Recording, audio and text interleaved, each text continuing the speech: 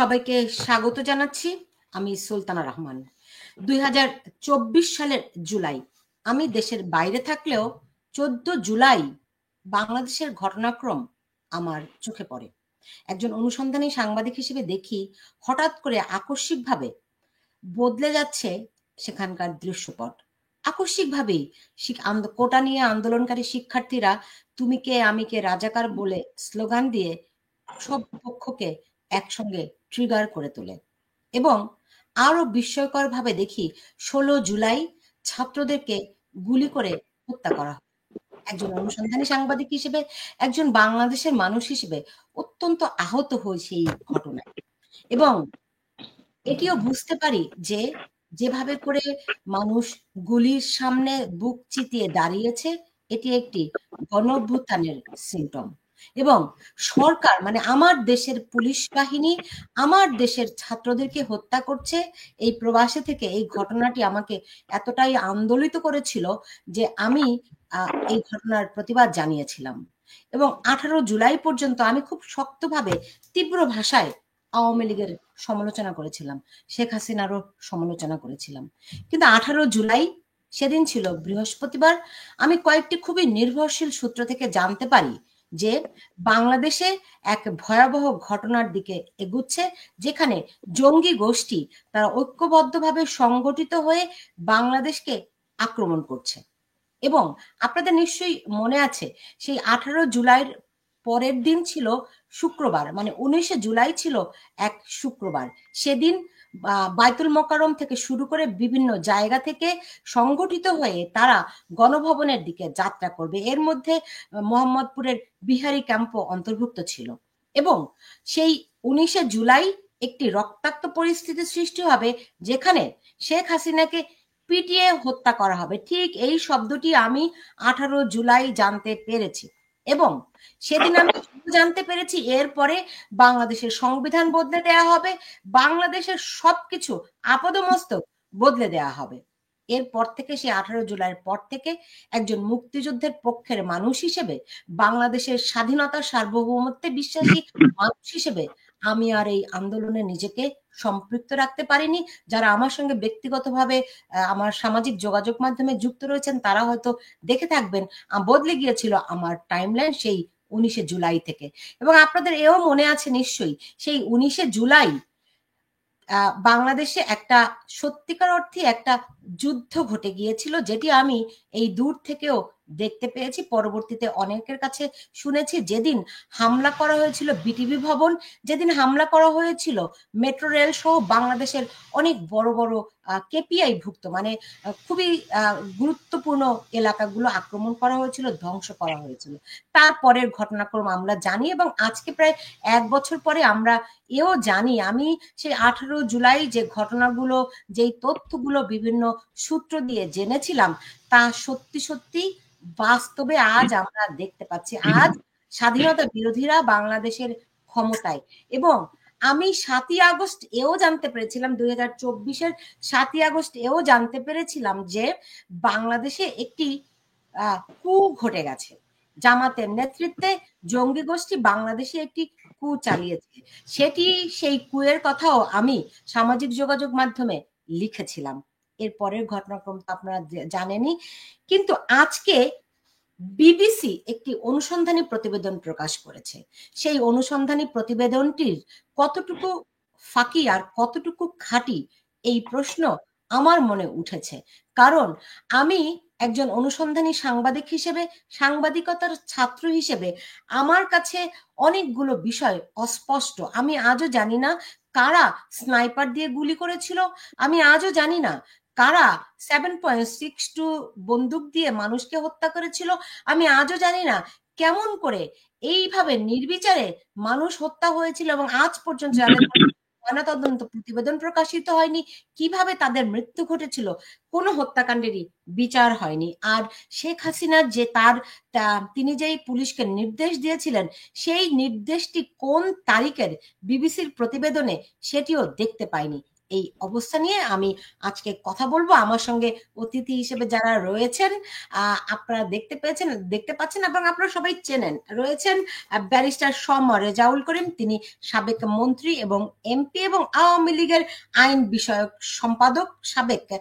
এবং আমি তার কাছে জানতে যাব, তিনি যেহেতু তখন বাংলাদেশে ছিলেন, সরকারের ছিলেন, সে সময় ঘটনাক্রম, সরকারের অবস্থান এবং বাস্তবতা কি ছিল সেগুলি আমি তার কাছে জানতে চাবো। এবং আমার সঙ্গে রয়েছেন ব্যারিস্টার নিঝুম মজুমদার, আপনার কাছেও আমি বিস্তারিত বিষয়গুলি জানতে পাবো। এই সঙ্গে আমি একটু জানিয়ে রাখি যে আমরা জানি আপনারা দুজনই আওয়ামী লীগ সংশ্লিষ্ট মানুষ, কিন্তু আমি বাংলাদেশে আজকে অনেকের সঙ্গে যোগাযোগ করেছি, তারা বলছেন যে এই বিষয়টি নিয়ে বাংলাদেশে বসে তাদের পক্ষে কথা বলা সম্ভব নয়।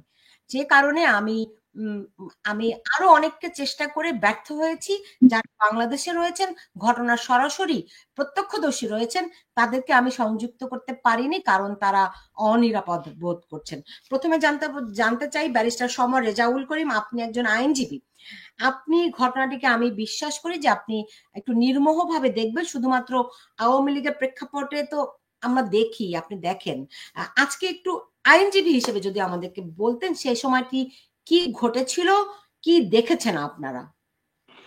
ধন্যবাদ আপনাকে আমাকে সংযুক্ত করার জন্য, এবং সহ আলোচক ব্যারিস্টার নিঝুম মজুমদারকে ধন্যবাদ।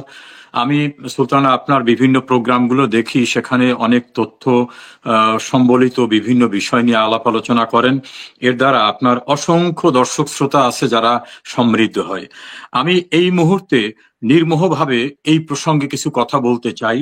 আমার দায়ও রয়েছে যেমন, আবার একজন আইনজীবী হিসাবে কর্তব্য রয়েছে। আমি আওয়ামী লীগের একজন সাধারণ সদস্য, কেন্দ্রীয় কমিটির কেউ নেই, একেবারে অতি সাধারণ সদস্য। আওয়ামী লীগের এমপি ছিলাম, মন্ত্রী ছিলাম এক সময়, কিন্তু আমি তার চেয়েও বড় একটা বিষয়, আমি বাংলাদেশের একজন আইনজীবী, প্রায় 40 বছরের কাছাকাছি আইন পেশার সঙ্গে সম্পৃক্ত। ফলে দেশ মাতৃকার জন্য আমার দায়িত্ববোধের জায়গা থেকে আমি অন্ধ না হয়ে কথাটা বলতে চাই। এই ঘটনাগুলোকে বলতে গেলে একটু পিছনে যেতে হবে। পিছনটা এইরকম, বাংলাদেশ সৃষ্টির পরে 1972 সালে কিন্তু কোঠা ব্যবস্থা প্রবর্তন করা হয় সর্বপ্রথম। তখন স্বাধীনতা উত্তর বাংলাদেশে সেই সময়ের সরকার, বঙ্গবন্ধু নেতৃত্বাধীন সরকার, তারা উপলব্ধি করেছিলেন যে বিভিন্ন ক্ষেত্রে যাদেরকে সামনে এগিয়ে আনা দরকার তাদের বিশেষ একটা সুযোগ দেওয়া দরকার। প্রথম ছিল যে মহান মুক্তিযুদ্ধে যারা ভূমিকা রেখেছে, অনেকে শহীদ হয়েছেন, অনেক পরিবার জীবন উৎসর্গ করার ঝুঁকি নিয়েছেন, কেউ পঙ্গু হয়ে গেছেন, তাদের পরিবারকে এই স্বাধীনতার উপহার হিসাবে বিশেষ একটু সুযোগ দেওয়া দরকার। দ্বিতীয় ছিল বাংলাদেশের নারী সমাজ অনেক পিছিয়ে, তাদেরকে সামনে এগিয়ে নিয়ে আসা দরকার। তৃতীয় ছিল যে আমাদের পাহাড়ি অঞ্চল সহ বিভিন্ন অনুন্নত এলাকার মানুষরা বিভিন্নভাবে পিছিয়ে ছিলেন, তাদেরকে সামনে এগিয়ে নিয়ে আসা দরকার। তারপরে ছিল যারা প্রতিবন্ধী বা অন্যান্যভাবে শারীরিকভাবে সক্ষমতায় কিছু ঘাটতি আছে, সেই মানুষগুলো সমাজের অংশ, তাদেরকে নিয়ে আসা দরকার। এই সুদূর চিন্তা থেকেই 1972 সনে কোঠা পদ্ধতির প্রবর্তন করা হয়, এবং সেই পদ্ধতিটা বিভিন্ন সময় প্রয়োজনে তাগিদে বেড়েছে, কখনো কমেছে, কখনো সংখ্যা বেড়েছে, এভাবে কিন্তু এটার বিন্যাস হয়ে এসেছে। মাননীয় প্রধানমন্ত্রী শেখ হাসিনা রাষ্ট্র ক্ষমতায় আসার পরে একটা পর্যায়ে 2018 সালে একটা আন্দোলন মুখর হয়ে উঠল যে এই কোটা পদ্ধতি বাদ দিতে হবে। উনি অনেক যৌক্তিক কথা বলার পরে অনেকে যখন এটা রাজি না, তখন কিন্তু তিনি, ঠিক আছে, আমি যখন নারীকে এগিয়ে নিয়ে যেতে চাই, মুক্তিযুদ্ধের বাংলাদেশে মুক্তিযোদ্ধা পরিবারকে এগিয়ে নিয়ে যেতে চাই, পাহাড়ি অঞ্চলকে নিতে চাই, প্রতিবন্ধীদের নিতে চাই, বিভিন্ন শ্রেণী কোঠার মানুষ যারা পিছনে পড়ে আছেন, তাহলে ঠিক আছে, এটা বাদ। উনি এক্সিকিউটিভ অর্ডারে কোঠাটা বাদ দিলেন। এই ক্ষেত্রে সুলতানা আমাদের সবাইকে জানতে হবে, এটা কিন্তু সরকারের পলিসি ডিসিশন, সরকারের পলিসি, এটা কোন আইন না। কাজে সরকার এই পলিসি ডিসিশনে যেমন কোঠা দিয়েছিলেন তেমনি তিনি বাদ দিলেন। আপনার মনে থাকবে, আপনি সাংবাদিকতা গণমাধ্যমের সঙ্গে সম্পৃক্ত, একটি মেয়ে লাইভ করছিল ফেসবুকে, সেখানে তিনি বলছিলেন যে আমাকে আটকে রাখছে ইত্যাদি ইত্যাদি, অনেক খারাপ খারাপ কথা বলছিলেন। পরে দেখা গেল যাতে কোনো ঘটনাই ঘটেনি।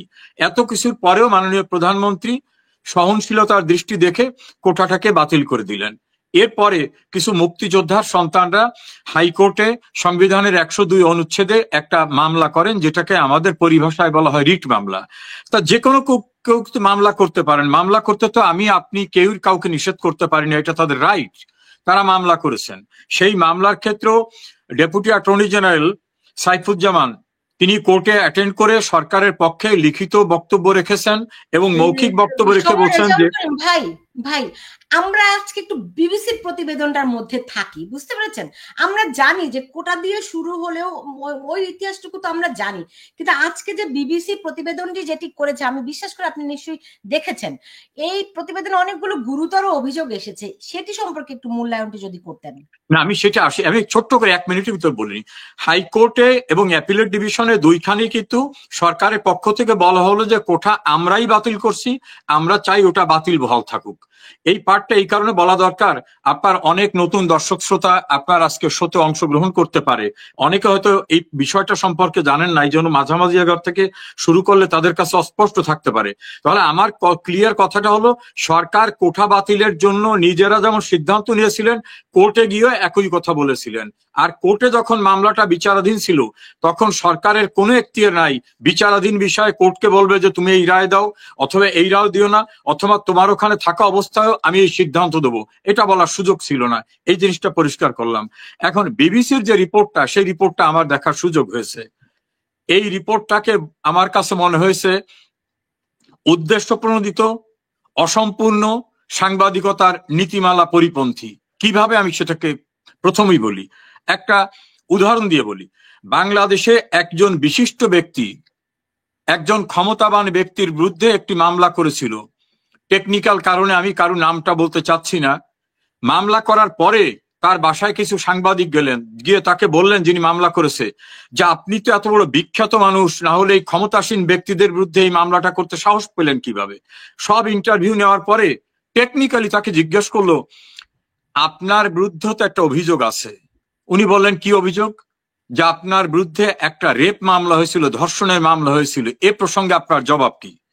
তা ওই হাইকোর্টের মামলার বাদী, মানে যিনি মামলার লয়ার, তিনি বললেন, হ্যাঁ আমার বিরুদ্ধে একটি ধর্ষণের মামলা হয়েছিল, এটা সত্য। তবে সেই মামলাকে তদন্ত করে পুলিশ মিথ্যা পাওয়ার ফলে ওই মামলা যারা করেছিলেন তাদের বিরুদ্ধে উল্টো মামলা করেছিল। আমরা পরে গণমাধ্যমে দেখলাম ওই যে সেকেন্ড পার্টটা ওটাকে বাদ দেওয়া হলো, শুধু এতটুকু রাখা হলো যে আমার বিরুদ্ধে ধর্ষণের মামলা হয়েছিল, ইহা সত্য, পরেরটুকু বাদ দেওয়া হলো। এই বিবিসি রিপোর্টে যে কয় সেকেন্ডের রিপোর্টটা দেখানো হচ্ছে, রিপোর্টটার কথোপকথনটা তো তার চেয়ে বেশি ভাবে বলা হচ্ছে। তাহলে সেই অংশ কোথায়? একটা হলো সেই অংশটা যদি থাকে তাহলে পিছনের এবং পরেরটা নিয়ে আমরা আলোচনা করতে পারি। দ্বিতীয় হচ্ছে এইটাই যে শেখ হাসিনার অর্ডার, আমি ক্যাবিনেটে ছিলাম, 2বার এমপি ছিলাম এবং আমি লয়ার। রুলস অফ বিজনেস অনুযায়ী পুলিশকে গুলি করতে অর্ডার দেওয়ার এখতিয়ার বা রুলস প্রাইম মিনিস্টারে পড়ে না। পুলিশ সংক্রান্ত মন্ত্রণালয়ের হোম মিনিস্টার আছেন, হোম মিনিস্টারের অধীনে আছেন আইজিপি, আইজিপির অধীনে আছেন Dhaka metropolitan police commissioner, police commissioner অধীনে বিভিন্ন রিজনে এক একজন ডিসি আছেন, যাকে পুলিশের এসপি ঢাকায় থাকলে বলে ডিসি, ডিসির অধীনে থাকে এডিসি, তার অধীনে থাকে এসি, তার অধীনে থাকে ওসি। প্রত্যেকের প্রেসক্রাইবড ডিউটি আছে। প্রাইম মিনিস্টার কাউকে গুলি করতে বলার মতো ঘটনা কোনোভাবে নয়। এবং এই যে রিপোর্টটা বিবিসি প্রকাশ করেছে, আমার ব্যক্তিগত বিশ্বাস এই রিপোর্টটা উদ্দেশ্য প্রণোদিত। এই রিপোর্টের ভিত্তি থাকতো যদি আগাগোড়া সামগ্রিক বিষয়টা ওনারা সামনে আনতেন, এবং এই রিপোর্টটাকে কিন্তু কেউ এডমিটও করে নাই। এবং আইন অনুযায়ী প্রাইম মিনিস্টারের এ জাতীয় কোনো হুকুম দেওয়ার রুলস অফ বিজনেস এবং অফিসিয়াল যে প্রসিডিউর, তাতে কোনো সুযোগ ছিল না। আমার ধারণা এই রিপোর্টটা বায়াসড রিপোর্ট। এই রিপোর্টটা কোনো না কোনো ভাবে তৈরি করানো হয়েছে বিপর্যস্ত বাংলাদেশকে। আজ যারা এখানে নিয়ে আসছে তারা অনেক ক্ষমতাবান, তারা সরোজ ফান্ড, তারা ক্লিয়ারি ফাউন্ডেশন থেকে শুরু করে অনেক কিছু ম্যানেজ করতে পারেন। এই ক্ষেত্রে তাদের ভূমিকা থাকতে পারে বলে আমার বিশ্বাস। জি, নিজুম মজুমদার, আপনারও এমন বিশ্বাস কিনা এখানে আমি একটু উল্লেখ করে নেই। সেটি হচ্ছে বিবিসি কিন্তু শেখ হাসিনার কণ্ঠস্বরটি তাদের ল্যাবে পরীক্ষা করেছে। আপনাকে একটু আনমিউট করে নিতে হবে। হ্যাঁ, আপনাকে অনেক ধন্যবাদ। রেজাল ভাইয়ের বক্তব্য শুনলাম, অনেকটুকু ওপেনিং অনেকটুকু বলেছেন। হয়তো আস্তে আস্তে আমরা জিনিসগুলোকে একটু খোলাসা করব। প্রথম কথা হচ্ছে যে কোন ল্যাবে পরীক্ষা করেছেন? বিবিসির নিজস্ব ল্যাবে। বিবিসি কি কোনো এক্সামিনিং বডি? বিবিসি কি আদালতে? প্রথম কথা হচ্ছে যে একটি আদালতে বা এই ধরনের অভিযোগের ক্ষেত্রে যে প্রেসক্রাইবড ল্যাব আছে, বিবিসি কি সেই প্রেসক্রাইবড ল্যাব? কিন্তু বিবিসির একটা ক্রেডিবিলিটি আছে এবং সেই ক্রেডিবিলিটি অনুযায়ী ক্রেডিবিলিটি আমারও আছে। আমি যদি এখন আপনাকে বলি যে বিবিসি হত্যাকাণ্ড চালিয়েছে, আপনি বিশ্বাস করবেন? ব্যাপারটা ক্রেডিবিলিটি, পার্সোনাল ক্রেডিবিলিটি, তার মিডিয়া ক্রেডিবিলিটি নিয়ে না। ব্যাপারটা হচ্ছে প্রসিডিউরাল ক্রেডিবিলিটি। আপনি একটা মানুষের বিরুদ্ধে একটা অভিযোগ আনবেন, আমি বললাম আপনি যদি আমাকে জিজ্ঞেস করেন যে আপনি বিবিসির বিরুদ্ধে অভিযোগটা কিভাবে আনছেন, আমার অত্যাধুনিক স্টুডিও আছে, আমি আমার অত্যাধুনিক স্টুডিওতে সেটা টেস্ট করেছি, তাই না? আমি একটা সফটওয়্যার দিয়ে করেছি, আমি এআই দিয়ে করেছি, এটা বললে তো হবে না আপনাকে। নাম্বার ওয়ান, আমি আসলে এইসব ব্যাপারে যাব একটু পরে, এইসব ছোটখাটো টোটকা ব্যাপারগুলোতে আমি যাব। প্রথমে আমি এই ডকুমেন্টারির ব্যাপারে একটা প্রশ্ন করি। এই ডকুমেন্টারিটা দেখলাম, ঠিক আছে? এই ডকুমেন্টারিটাতে প্রথম ব্যাপারটা কি বলা হয়েছে, মূল বক্তব্যটা যেটা বুঝলাম আমি, সেটা হচ্ছে যে বাংলাদেশ আওয়ামী লীগ, মূলত বাংলাদেশ আওয়ামী লীগের থেকে মাননীয় প্রধানমন্ত্রী স্টুডেন্টদের উপরে স্টিম রোলার চালিয়েছে, তিনি খুন করেছে বা খুন করার নির্দেশ দিয়েছে। এই তো হচ্ছে মূল ব্যাপারটা। যদি আমি তর্কের খাতিরে ধরে নেই যে বিবিসি যা বলেছে ঠিক বলেছে, ঠিক আছে, এভরিথিং ধরা যাক, আমি এটা ধরে নিলাম, আমি খুব সহজ ভাষাতে যে প্রশ্নটা করব সেটা হচ্ছে, এই যে সমন্বয়ক হাসিবুল ইসলাম এসে বলল যে মেট্রো রেলে আগুন দিয়েছি, পুলিশকে মেরেছি, তারপরে বিএনপির যে লোকটি সিরাজগঞ্জে একটা ভাষণে বলল যে আমরা যদি পুলিশকে না মারতাম তাহলে এটা হতো না, তারপরে যে শফিকুল ইসলাম নামে একটা ছেলে এই 4-5 দিন আগে যে বলল যে আমি হচ্ছি সেই লোক যে বিটিভিতে আগুন দিয়েছি, তারপর সুজন নামে একটা লোক যে বললো যে সেতু ভবনে আমি আগুন দিয়েছি, তাদের কি হবে? মানে মানে আমি একই যাত্রাতে ফল কয়টা এটা আমার জানা প্রয়োজন। একই যাত্রাতে ফল কি 2 রকম নাকি ফলটা একরকম? আসলে তো আমার তো এইটাও জানা প্রয়োজন যে মাননীয় প্রধানমন্ত্রীকে উল্লেখ করে একটি অডিওকে আনা হয়েছে। আমি আসছি সেটাতে। আমার প্রথমে অ্যাজ এ হোল এই যে পুরো ভিডিও, এই ভিডিওর যে ভাষ্য, সেই ভাষ্যর এগেনস্টে আরেকটা ভাষ্য তো এই সমন্বয়করাই দাঁড় করিয়েছে।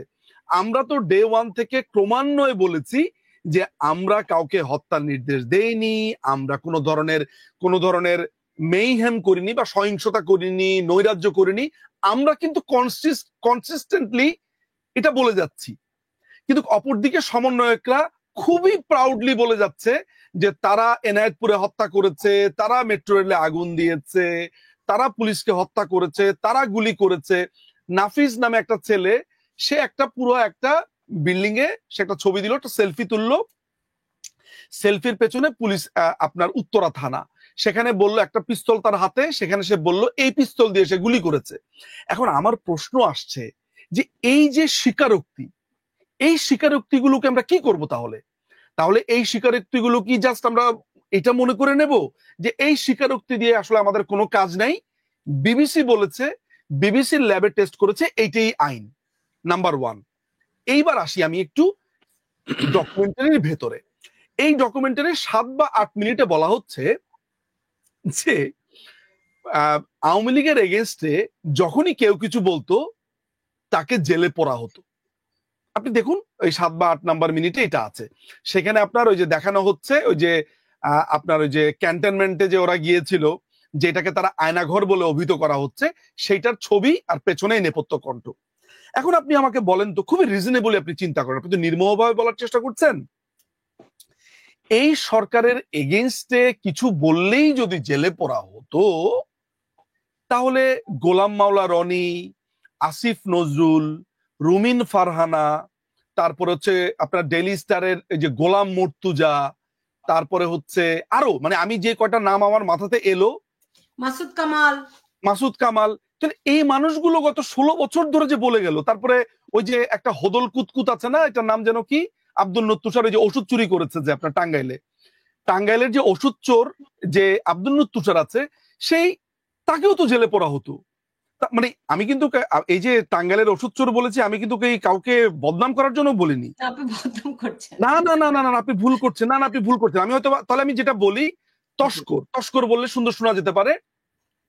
তিনি টাঙ্গাইলের একটা মেডিকেল অফিসার ছিলেন, সেখানে তিনি মেডিকেলের যে ওষুধগুলো সেগুলো ডিসপেন্সারিতে বিক্রি করে দিয়ে তিনি তস্কর কার্য করতেন। এবার একটু কি শুনতে শোনা গেল ভালো? আচ্ছা, তাহলে এই মানুষগুলোকে জেলে পড়েনি কেন? মানে আমাকে তো একটার সাথে আরেকটা মেলাতে হবে।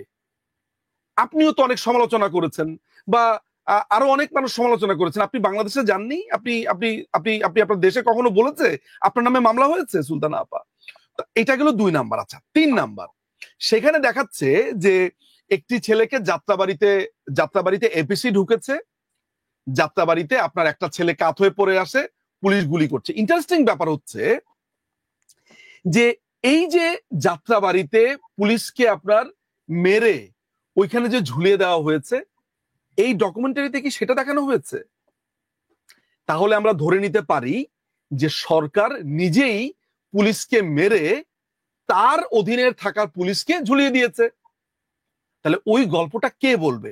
মানে গল্প তো এখানে অনেকগুলো, তাই না? আচ্ছা, এবার আমি 4 নাম্বার ফেজে আসি, অডিও। মাননীয় প্রধানমন্ত্রী আপনার যখন হলি আর্টিজানে যখন অ্যাটাক হয়, তখন মাননীয় প্রধানমন্ত্রী সেইখানে অস্ত্রের ব্যবহার করতে বলেছেন, সেগুলো আমরা দেখেছি। এখন আমার প্রশ্ন হচ্ছে যে আপনি কি জানেন যে ইন্টারন্যাশনাল ক্রিমিনাল কোর্টে এই যে আমাদের যে ট্রাইব্যুনাল আছে, সেই ট্রাইব্যুনালের সাক্ষ্য গ্রহণ কোনটা কিভাবে হচ্ছে আমি নিশ্চিত সেটা রেজাল ভাই ভালোভাবে বলতে পারবে। রেজাল ভাই গট লটস অফ সোর্সেস দেয়ার। কিন্তু আমি অল্প করে একটু বলি। তাজুল ইসলাম যেটা করছে সেটা হচ্ছে বিভিন্ন মানুষকে ধরে সে ট্রেনিং দিচ্ছে। ট্রেনিং কোথায় দিচ্ছে না দিচ্ছে এটা রেজাল ভাই আরো ভালোভাবে বলতে পারবে। এই চ্যাপ্টারটা আমি রেজাল ভাইয়ের উপরে ছেড়ে দিচ্ছি। যদি রেজাল ভাই না বলে দেন আমি বলবো। আচ্ছা, তাজুল যেটা করছে সেটা হচ্ছে মাননীয় প্রধানমন্ত্রী আপনার হলি আর্টিজানে তিনি যে লেথাল উইপন ব্যবহার করতে বলেছেন, আমি জানি না এই অডিওটা সেই অডিও কিনা, কারণ আমি এই অডিওর কোনো টেস্ট রিপোর্ট পাইনি। এই অডিও কোন ল্যাবে কোনো টেস্ট করা হয়নি, ফলে আমি এটা বলতে পারবো না। তবে মাননীয় প্রধানমন্ত্রী তো অ্যাকশন নিতে বলেছেন আর্মিকে, যে ওই হলি আর্টিজানের সময় এই ভিডিওটা এই অডিওটাকে যদি আমি সত্য ধরে নেই, তাহলে কি সেটার অডিও? আচ্ছা, এই অডিওর 18 এই সেকেন্ড কেন? এই অডিওর আগে পরে কোথায়? মাননীয় প্রধানমন্ত্রী কি 18 সেকেন্ড কথা বলেছেন? তাহলে আগে পরে কি বলেছে একটু শুনি। এখন আমি আপনাকে বললাম, আপনি যদি আমাকে গুলি করেন তাহলে আপনাকে লেথাল উইপন ব্যবহার করা হবে। এখন আপনি যদি আমাকে গুলি করেন, কেটে দিলাম, শুধুমাত্র রেখে দিলাম। এই যে একটু আগে আমি বলেছি যে ধরে নিলাম এগুলা সবই সত্যি। এখন কেউ একজন যখন ভবিষ্যতে এটা কাট পেস্ট করবে যে ধরে নিলাম, শুধু রেখে দিবে এটা সবই সত্যি। আমি বলেছি ধরে নিলাম, ধরেন আওয়ামী লীগ এটা করেছে, এই আমার ধরে নিলামটা বাদ দিয়ে ওরা ধরেন এখন অনলাইনে ছেড়ে দিল আওয়ামী লীগ এটা করেছে, হেডিং দিবে কি নিজুম মজুমদার স্বীকার করেছে এটা আওয়ামী লীগ করেছে, তাই না? এটা তো সম্ভব। এবং মাননীয় প্রধানমন্ত্রীর কোনো একটা ভয়েস আমি যদি এই যে suno.ai নামে একটা ওয়েবসাইট আছে, বা 11 ল্যাব একটা এআই আছে, সেখানে মাননীয় প্রধানমন্ত্রীকে আপনি তার ভয়েসটা দিবেন, দেওয়ার পরে আপনাকে 15 থেকে 20 মিনিট সময় নিবে, তারা মাননীয় প্রধানমন্ত্রীর পুরো ভয়েসটাকে অ্যাবজর্ভ করবে।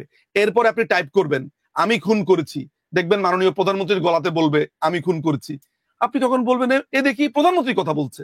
আপনি এক্ষুনি টেস্ট করেন, আপনি রেজাউল ভাইয়ের কণ্ঠে আমার কণ্ঠে বের করতে পারবেন, সবাইকে মেরে ফেলো, সবাইকে কেটে ফেলো।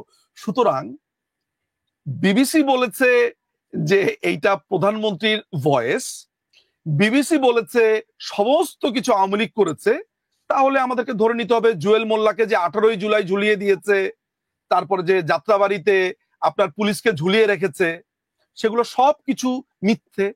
সেগুলো নিয়েও আমরা কথা বলি। আমার পাল্টা প্রশ্ন, রেজাউল করিম আমাকে যদি একটু বলেন যে ধরেন যদি ধরেও নেই যে বিবিসির কথাই সত্য, যে এই কণ্ঠস্বরটি শেখ হাসিনার, তিনি নির্দেশ দিয়েছেন যে উইপন ব্যবহারের তিনি নির্দেশ দিয়েছেন। এখন বাংলাদেশে যেই রকম পরিস্থিতি তখন ছিল, যদি এটা 18 জুলাইয়ের ঘটনা হয়ে থাকে, সেক্ষেত্রে কি তার এই নির্দেশটি বেআইনি? এখানে দুইটা পার্ট আমাদের দেখতে হবে। আমি দৃঢ়তার সঙ্গে বলবো প্রাইম মিনিস্টার নিজে কোথাও কোনো অর্ডার দেন না, কারণ আমি গভর্নমেন্টে ছিলাম, আমি গভর্নমেন্টের বাইরে আমি আইন কানুন জানি একজন লয়ার হিসাবে। এখানে রুলস অফ বিজনেস অনুযায়ী কে কোথায় যাবে, আর একজন সাব ইন্সপেক্টরেরও কিন্তু গুলি করার এখতিয়ার আছে, একজন সাধারণ মানুষেরও কিন্তু আর একজনকে হত্যার এখতিয়ার আছে। কোন ক্ষেত্রে? ধরুন আমাদের লতে বলে সেলফ ডিফেন্স, আত্মপক্ষ সমর্থন। আমাকে যদি এই মুহূর্তে আপনারা দুজন ফিজিক্যালি আমার সামনে থেকে জনাব আমাকে রেজাউল করিম, আমি সরি একটুখানি ইন্টারাপ্ট করি আপনাকে। আপনি হয়তো আইনের ভাষায় বলছেন, সঠিকই হয়তো বলছেন যে প্রধানমন্ত্রীর এখতিয়ার নাই গুলি করার, কিন্তু ধরেন হলি আর্টিজানে যখন হামলা হয়েছিল তখন আমি বাংলাদেশে ছিলাম। আমি তখন তখন নিউজ 24 এর প্ল্যানিং এডিটর। ওই দিনের ঘটনাটি, হলি আর্টিজানের ঘটনাটি আমি নিজে ওই পুরো অফিসটা ম্যানেজমেন্ট কিভাবে কিভাবে কভার করবে এগুলো সব আমার নেতৃত্বে ছিল। সেই দিন আমি দেখেছি যে প্রধানমন্ত্রী নিজে ওই ঘটনা মনিটর করছেন প্রাইম মিনিস্টার অফিসে বসে, আপনার নিশ্চয়ই মনে আছে। এবং তিনি তখন আইজিপি ছিলেন বেনজির আহমেদ। বেনজির আহমেদকে এরকম একটা নির্দেশ দিয়েছিলেন বলে আমার মনে আছে। না, এইখানে আমি আপনাকে একটু কারেক্ট করি। সেই রাতে আমি একাধিক টেলিভিশনে এই প্রসঙ্গে আলোচনা করতে গিয়েছিলাম, কাজে আমার স্মৃতিতে এটা কোনটাই বিস্তৃত হয়নি। মাননীয় প্রধানমন্ত্রীর অর্ডারটা গুলি করে এরকম অর্ডারটা ছিল না। ওনার অর্ডারটা যেটা ছিল লফুল অর্ডার ছিল, উনি গুলি করে মানুষ মারে এই জাতীয় অর্ডার ছিল না। আর আমি যেখানে কথাটা বলা শুরু করেছিলাম, আমাদের দেশে দণ্ডবিধি একটা আইন, সেই আইনের 300 ধারায় যদি কেউ কাউকে খুন করে তার যাবজ্জীবন কারাদণ্ড বা মৃত্যুদণ্ড হতে পারে, কিন্তু খুন করার পরেও তার কিছুই হবে না যদি সে প্রমাণ করতে পারে যে আমাকে হত্যা করার চেষ্টা করার সময় আমি নিজেকে বাঁচাবার জন্য, অর্থাৎ আত্মপক্ষ সমর্থনের জন্য আমি তাকে সেই মুহূর্তে আক্রমণ না করলে আমাকে মেরে ফেলতো। কোর্টে কিন্তু সেলফ ডিফেন্স বলে এটাকে, আত্মপক্ষ সমর্থন। তাহলে কিন্তু তিনি কোর্টে যদি বা প্রসেসে যদি তিনি প্রমাণ করতে পারেন যে তার নিজের রক্ষার জন্য তিনি এটা না করলে তাকেই মেরে ফেলা হতো, তাহলে কিন্তু এটা অপরাধ না। এক। 2 নম্বর হচ্ছে কনস্টিটিউশনালি রাষ্ট্রের উপরে দায়িত্ব আছে মানুষের জীবন সম্পত্তির অধিকার নিশ্চিত করা, রক্ষা করা। তো জীবনের অধিকার রক্ষা তো আর রাষ্ট্র বলতে কি বোঝায়? সরকার। সরকার বলতে কি যে বুঝাবে? এইটার যে উইং আছে সেই উইংয়ে ল এনফোর্সিং এজেন্সি, সেটা র্যাব হতে পারে, পুলিশ হতে পারে, আর্মি হতে পারে, যারা ওখানে ডিপ্লয়েড থাকবে। এখন ডিপ্লয়েড পার্সনরা যদি একটা জঙ্গি টিম কোথাও আক্রমণ করছে, আমরা হলি আর্টিজানের কথাটাই বলি, আপনি তখন দায়িত্বে ছিলেন একটা হাউসে, আমি ওই রাতে 3টা টেলিভিশনে টকশো তো করেছি। এই সময় কিন্তু ওই জায়গায় যারা বাইরের মানুষ ছিল তাদের রক্ষা করার জন্য, শত্রুকে নিবৃত করার জন্য যদি প্রয়োজন হয়, তাহলে সেই শত্রু যারা অন্যকে হত্যা করবে, সেই ক্ষেত্রে অন্যের জীবন রক্ষার জন্য যারা হত্যার চেষ্টা করছে ওখানে, তাদেরকে নিবৃত করার জন্য যদি মাইক অ্যানাউন্স করার পর বলা হয় তোমরা সারেন্ডার করো, যদি না করে, তখন কিন্তু তাকে গুলি চালাবার এখতিয়ার দেয়া হয়েছে। ওই যে সাংবিধানিক আইনে বললাম, মানুষের জীবন এবং সম্পত্তি রক্ষার জন্য সাংবিধানিক যে ম্যান্ডেট, সেই ম্যান্ডেটকে ইনফোর্স করার জন্য হলি আর্টিজানের তখন হয়েছিল। এখন আমি পাশাপাশি এই সাম্প্রতিক যে ঘটনাটা নিয়ে আজকে বিবিসি রিপোর্টটা, এটাকে যদি আমি বলি, ধরেন যদি দেখা যায় পুলিশকে মেরে ফেলা হচ্ছে, যেমন বাংলাদেশের 400-র উপরে থানা আক্রমণ করে গর্ভবতী মহিলা, পুলিশ কনস্টেবল সহ সবাইকে বাইরের থেকে তালাবদ্ধ করে মেরে ফেলা হচ্ছে, তখন কিন্তু বাঁচার জন্য যদি তারা গুলি করে, সেই গুলিতে যদি আক্রমণকারীদের কেউ মারা যায়, এটা আত্মরক্ষার জন্য তার গুলি করা। যদি দেখা যায় মেট্রো রেল, পদ্মা সেতু, টেলিভিশন বা সরকারি স্থাপনা ধ্বংস করে দেওয়া হচ্ছে, তাকে নিবৃত করা যাচ্ছে না, তারা শুধু ওটাকে ধ্বংস করবে না, তারা খুন খারাপি করবে, সেই মুহূর্তে রাষ্ট্রের সম্পত্তি রক্ষার জন্য পুলিশ তো সেখানে বাঁশি বাজিয়ে ফুল নিয়ে তাদেরকে ভাইরা বিরত হন, এটা করবে না। কাজে লিগ্যাল অ্যাসপেক্টসে আপনি যেটা বলছেন সেই জায়গায় ফিরে আসি, তাহলে ওই সিচুয়েশনে গুলি করে যারা খুনের উদ্দেশ্যে বা উন্মত্ত, তাদেরকে বিরত করার বিকল্প পথ না থাকলে এই খুন করার জন্য বা এই গুলি করে নিবৃত করার জন্য যদি কোনো ঘটনা ঘটানো হয়, সেটা আইনের দৃষ্টিতে কোনোভাবেই অপরাধ হিসাবে গণ্য হবে না। বুঝতে পেরেছি। ধরেন কেপিআই ভুক্ত এলাকায় যখন হামলা চলে, মেট্রো রেল যখন হামলা হয়, কিংবা বিটিভি ভবন হাই কেপিআই ভুক্ত এলাকা, তখন তো এটির মানে নিরাপত্তা নিশ্চিত করা একটা বড় দায়িত্ব হয়ে যায়। আমি যদি জিজ্ঞেস করি নিজুম মজুমদার আপনাকে, বিবিসির প্রতিবেদনে আমরা ধরেন অনেক কিছু দেখলাম, কিন্তু আসলে কিছুই দেখলাম না। এমন কোন ঘটনা কি আছে যেটি সত্যি সত্যি তারা অনুসন্ধান করে বের করেছে? ধরেন আজকে তাজুল ইসলাম দাবি করেছে সামাজিক যোগাযোগ মাধ্যমে যে এই অনুসন্ধান বিবিসি করেনি, আমরাই আগে করেছি। তার ট্রাইব্যুনালের কথা বলছে, সে দাবি করেছে এরকম সামাজিক যোগাযোগ মাধ্যমে। অন্যদিকে আমি যদি দেখি, আমি কি জানতে চাই, আমি যদি শুরুতে আমার উপস্থাপনার শুরুতে আমি বলেছিলাম 7.62 গান কোথা থেকে আসলো, কারা ব্যবহার করলো, আমি জানলাম না। তো এই অনুসন্ধানে কারা স্নাইপার দিয়ে গুলি করলো, আমি তো জানলাম না। কতজন পুলিশ এখন পর্যন্ত মারা গেল, সেটিও জানলাম না। কতজন মানুষ এই এই ঘটনায় জুলাই আগস্টে নিহত হলো, তারও কোনো সামগ্রিক চিত্র আমি পেলাম না। তাহলে আসলে এই ঘটনায় শুধু একটি এস্টাবলিশমেন্টই পেলাম, যে মানে একটিকেই টার্গেট করে পুরো ঘটনা অনুসন্ধানটি পরিচালিত হলো, যে কে নির্দেশ দিয়েছে। এবং সেই নির্দেশদাতা যদি শেখ হাসিনা হয়ে থাকেন, এটি বিবিসির অনুসন্ধান নয়, অলরেডি তাজুল ইসলাম দাবি করেছেন, তাদের কর্মকর্তারা এটি বের করেছেন। ফলে এই অনুসন্ধান থেকে আমরা আসলে কি পেলাম আমি বুঝতে পারছি না, আপনি কিছু বুঝতে পারছেন কিনা? এখানে এখানে দুটো ব্যাপার আছে।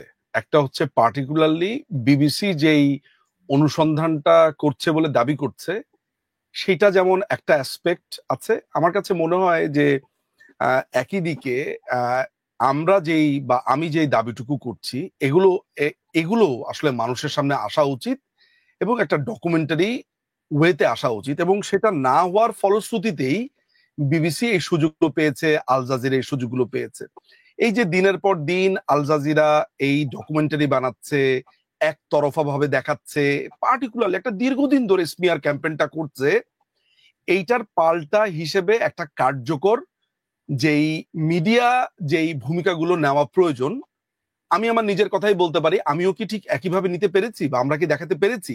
ফলে এই জায়গাটা, এটা না পারা বা না করার পেছনে অনেক ধরনের কারণ আছে।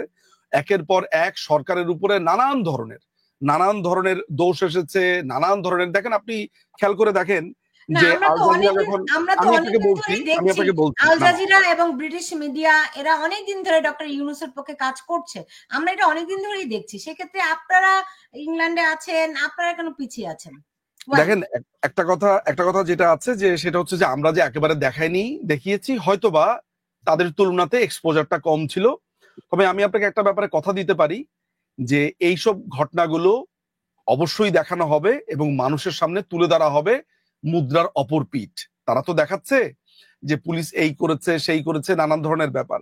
আমি সোজা বাংলাতে শুধু যদি একটা প্রশ্নই আপনাকে আমি করি, যে এই যে আপনি আমাকে বলুন আজকে যদি শেষ করি, আমার সেন্টেন্সটা শেষ করি, আমি হামলা করা হতো, তাহলে কি ব্রিটিশ পুলিশ চুপচাপ বসে থাকতো? আমি আপনার করা যে হয়নি আমাদের তরফ থেকে তা না, আমি বলেছি এক্সপোজারটা কম হয়েছে। আমার সেন্টেন্সটা আমি শেষ করি। এই যে 3000 লোককে হত্যা করা হলো, এই যে মুগ্ধর যে বন্ধু এসে সেদিন একটা স্টেটমেন্ট দিল, বা তার বন্ধু সিরাজুল ইসলাম নিঝুম নামে একটা ছেলে যে বলল যে মুগ্ধর গুলি করার ব্যাপারটা, তারপরে এই যে লোকজন বলা শুরু করেছে যে স্নাইপার ব্যবহার করা হয়েছে, এই যে বলা হচ্ছে যে পেছন থেকে হঠাৎ করে এসে দেখে গুলি করে মেরে ফেলা হয়েছে, এই যে আবু সাইদকে 6 ঘন্টা 7 ঘন্টা 8 ঘন্টা পর, প্রায় 8 ঘন্টা মনে হয় পরে হসপিটালে নিয়ে যাওয়া, তার আগেই মাথা থেকে তার রক্তক্ষরণ হওয়া, এরকম অসংখ্য ভিডিও ফুটেজ গুলো আমাদের কাছে যে আছে, বা এই ঘটনাগুলো আমরা সোশ্যাল মিডিয়াতে দেখতে পেয়েছি। যেমন ধরেন একটা ছোট্ট আমি উদাহরণ দিয়ে আপনাকে যদি আমি শুধু বোঝাই, সেটা হচ্ছে যে পুলিশ ছড়া গুলি মেরেছে, রাবার বুলেট মেরেছে, আমরা দেখতে পেলাম যে পায়ে হাত দিয়ে আপনার আবু সাইদ বসে গেল, একেবারে জলজ্জান্ত ভাবে আমরা দেখলাম। আমরা শুধু এতটুকু দেখে সিদ্ধান্তে চলে আসছি যে পুলিশের গুলিতে মারা গেছে, অথচ মানুষ নিজের চোখে দেখলো সে তার পায়ে হাত দিয়েছে, মানুষ নিজের চোখে দেখলো তাকে নিতে গিয়ে 2 বার ফেলে দেওয়া হলো, মানুষ নিজের চোখে দেখেছে যে সে পুলিশকে লাঠি দিয়ে পেটালো, মানুষ নিজের চোখে দেখলো তার মাথা দিয়ে রক্ত পড়লো। কিন্তু আশ্চর্য একটা ব্যাপার, মানুষ প্রশ্ন করলো না তার মাথার পেছনে রক্ত এলো কি করে? তাকে 2বার ফেলে দিল কেন? তাকে 8 ঘন্টা পরে কেন নিয়ে যাওয়া হলো? তার মাথার পেছনে রক্তটা এলো কেন? সে পুলিশকে বাড়ি দিল কেন? এই যে মানুষকে, এই যে মানুষ, এই জন্য আমি আপনার প্রোগ্রামে আমি অসংখ্যবার বলেছি যে বাংলাদেশের মানুষকে আপনি স্টেরিওটাইপ গদ্য বলেন, সেই স্টেরিওটাইপ গল্প শুনতে খুবই পছন্দ করে, সে স্রোতের বিপরীতে যেতে চায় না। আপনি যে কোনো মানুষকে জাস্ট র্যান্ডমলি, আপনার এখানে যারা কমেন্ট করছে খুবই তীব্রভাবে আমাদের বিরুদ্ধে, তাদের একজনকে এখানে ডেকে নিয়ে এসে জিজ্ঞেস করেন তো যে মাননীয় প্রধানমন্ত্রীর অডিও বলে যেই অডিওটা প্রচার করা হয়েছে, would you please give me the full audio please? But would you please claim, or would you please urge to tell, would you please urge to BBC to give the whole audio, the entire audio? কেউ আছে এটা বলার যে আমি কি পুরো অডিওটা শুনতে পারি? আমাকে কি পুরো অডিওটা দেবেন? নেই। আমি কি বলতে পারি যে আপনি যে খণ্ডিত চিত্র দেখাচ্ছেন, আমি কি পুরো ফুটেজটা পেতে পারি? এই যে আপনি ডকুমেন্টারির মধ্যে আমি দেখলাম আবু সাইদকে নিয়ে যাচ্ছে, আমি কি তাকে বলতে পারি আচ্ছা আবু সাইদ যে পুলিশকে গিয়ে একটা লাঠি দিয়ে বাড়ি দিল, সেটা আপনি দেখালেন না কেন?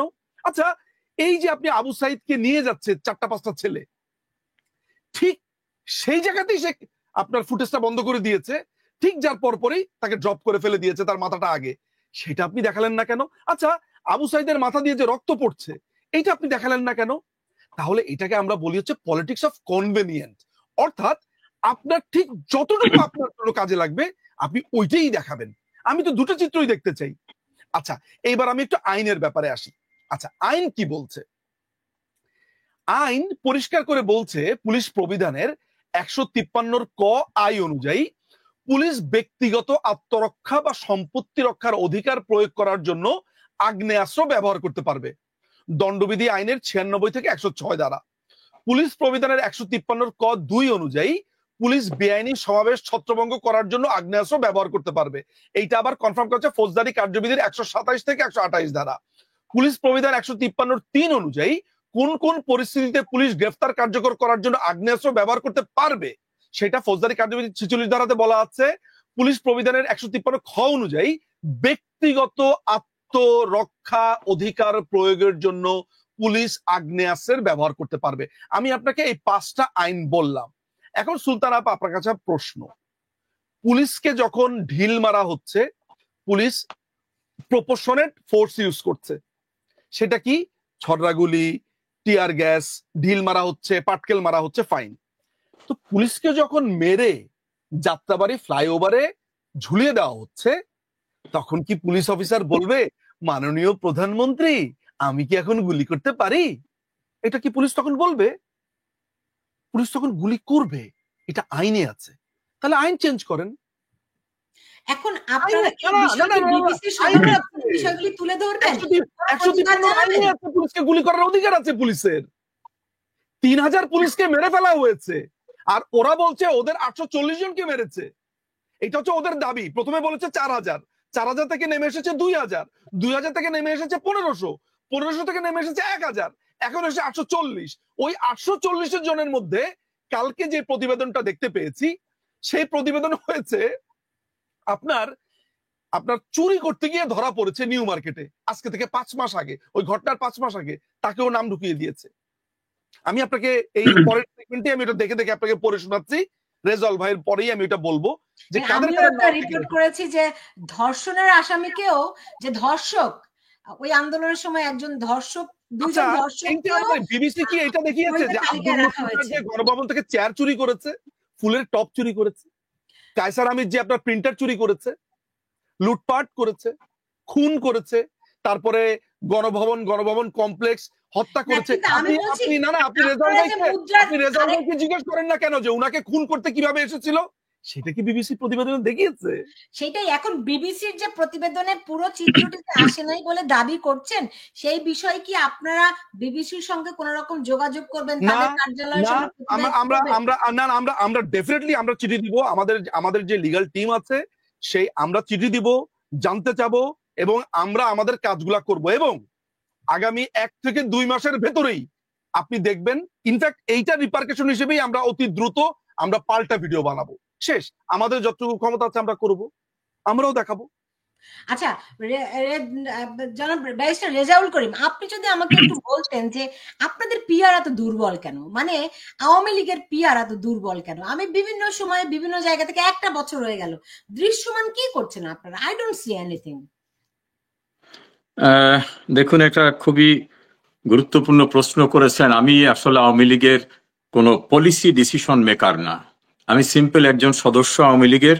সেই জায়গার থেকে, আমার জায়গা থেকে আমি করছি, এই বিষয়টা আমাদের নীতি নির্ধারণী ব্যক্তিরা বলতে পারবে। তবে নিঝুম মজুমদার যে প্রসঙ্গটা বলছে, আমার সামনে একটা আইন আছে, আমি আইনটা একটু আপনাকে বলতে চাই। সেখানে দণ্ডবিধির 96 ধারা, এই 96 ধারায় বলা হয়েছে ব্যক্তিগত আত্মরক্ষায় কৃত বিষয়সমূহ, আত্মরক্ষার ক্ষেত্রে, ব্যক্তিগত আত্মরক্ষার ক্ষেত্রে কৃত ঘটনা কোনোভাবেই অপরাধ হিসাবে গণ্য হবে না। এই কথাটা এই কারণে বললাম, তখনকার যে সিচুয়েশন ছিল, যেভাবে পুলিশকে মারা হচ্ছিল, অন্যদেরকে মারা হচ্ছিল, সেই সিনারিওতে যদি কেউ আত্মরক্ষার জন্য বা সরকারি প্রপার্টি রক্ষার জন্য, ওর পরে ধারাবাহিকভাবে অন্যান্য সেকশনগুলো একই কথা বলছে। দণ্ডবিধির 96 ধারাটাকে আমি রেফার করলাম। আত্মরক্ষার ক্ষেত্রে ব্যক্তিগত অধিকার প্রয়োগজনিত কোনো কার্যই অপরাধ না। যেটা আমি শুরুতে বলছিলাম যে আমাকে হত্যা করার চেষ্টা করছেন, আমি জানি আমি মরে যাব, তখন আপনাকে আমি না মারলে আমি আত্মরক্ষা করতে পারবো না। একইভাবে প্রপার্টি এবং অন্যের জীবন রক্ষার দায়িত্ব আমাদের, সেই জায়গাটা আমরা করতে হবে। আর একটা বিষয় খুব ইম্পর্টেন্ট, নিঝুম যদিও কিছু বলছেন, আমি সেখানে একটু যোগ করি। আপনি যেটা শুরু করছিলেন, বিবিসি বলছে তাদের ল্যাবে তারা টেস্ট করে এটাকে শেখ হাসিনার বক্তব্য হিসেবে পেয়েছে। আর বাংলাদেশের আইসিটির এখন যিনি চিফ প্রসিকিউটর, বিজ্ঞ অ্যাডভোকেট তাজুল ইসলাম, তিনি বলছেন যে না না না, এটা বিবিসি করে নাই, এটা আমাদের সিআইডি বের করছে। এখন আমাদের সিআইডি বলতে তাজুল সাহেবদের সিআইডি কে আমরা রিলাই করব নাকি বিবিসির কথা? দুইজনে দুই রকম করতেছে। এখানে ইন্টারেস্টিং বিষয়টা হচ্ছে, বাংলাদেশের পুলিশকে বর্তমানে সম্পূর্ণরূপে দলীয়করণ করা হয়েছে। কিভাবে?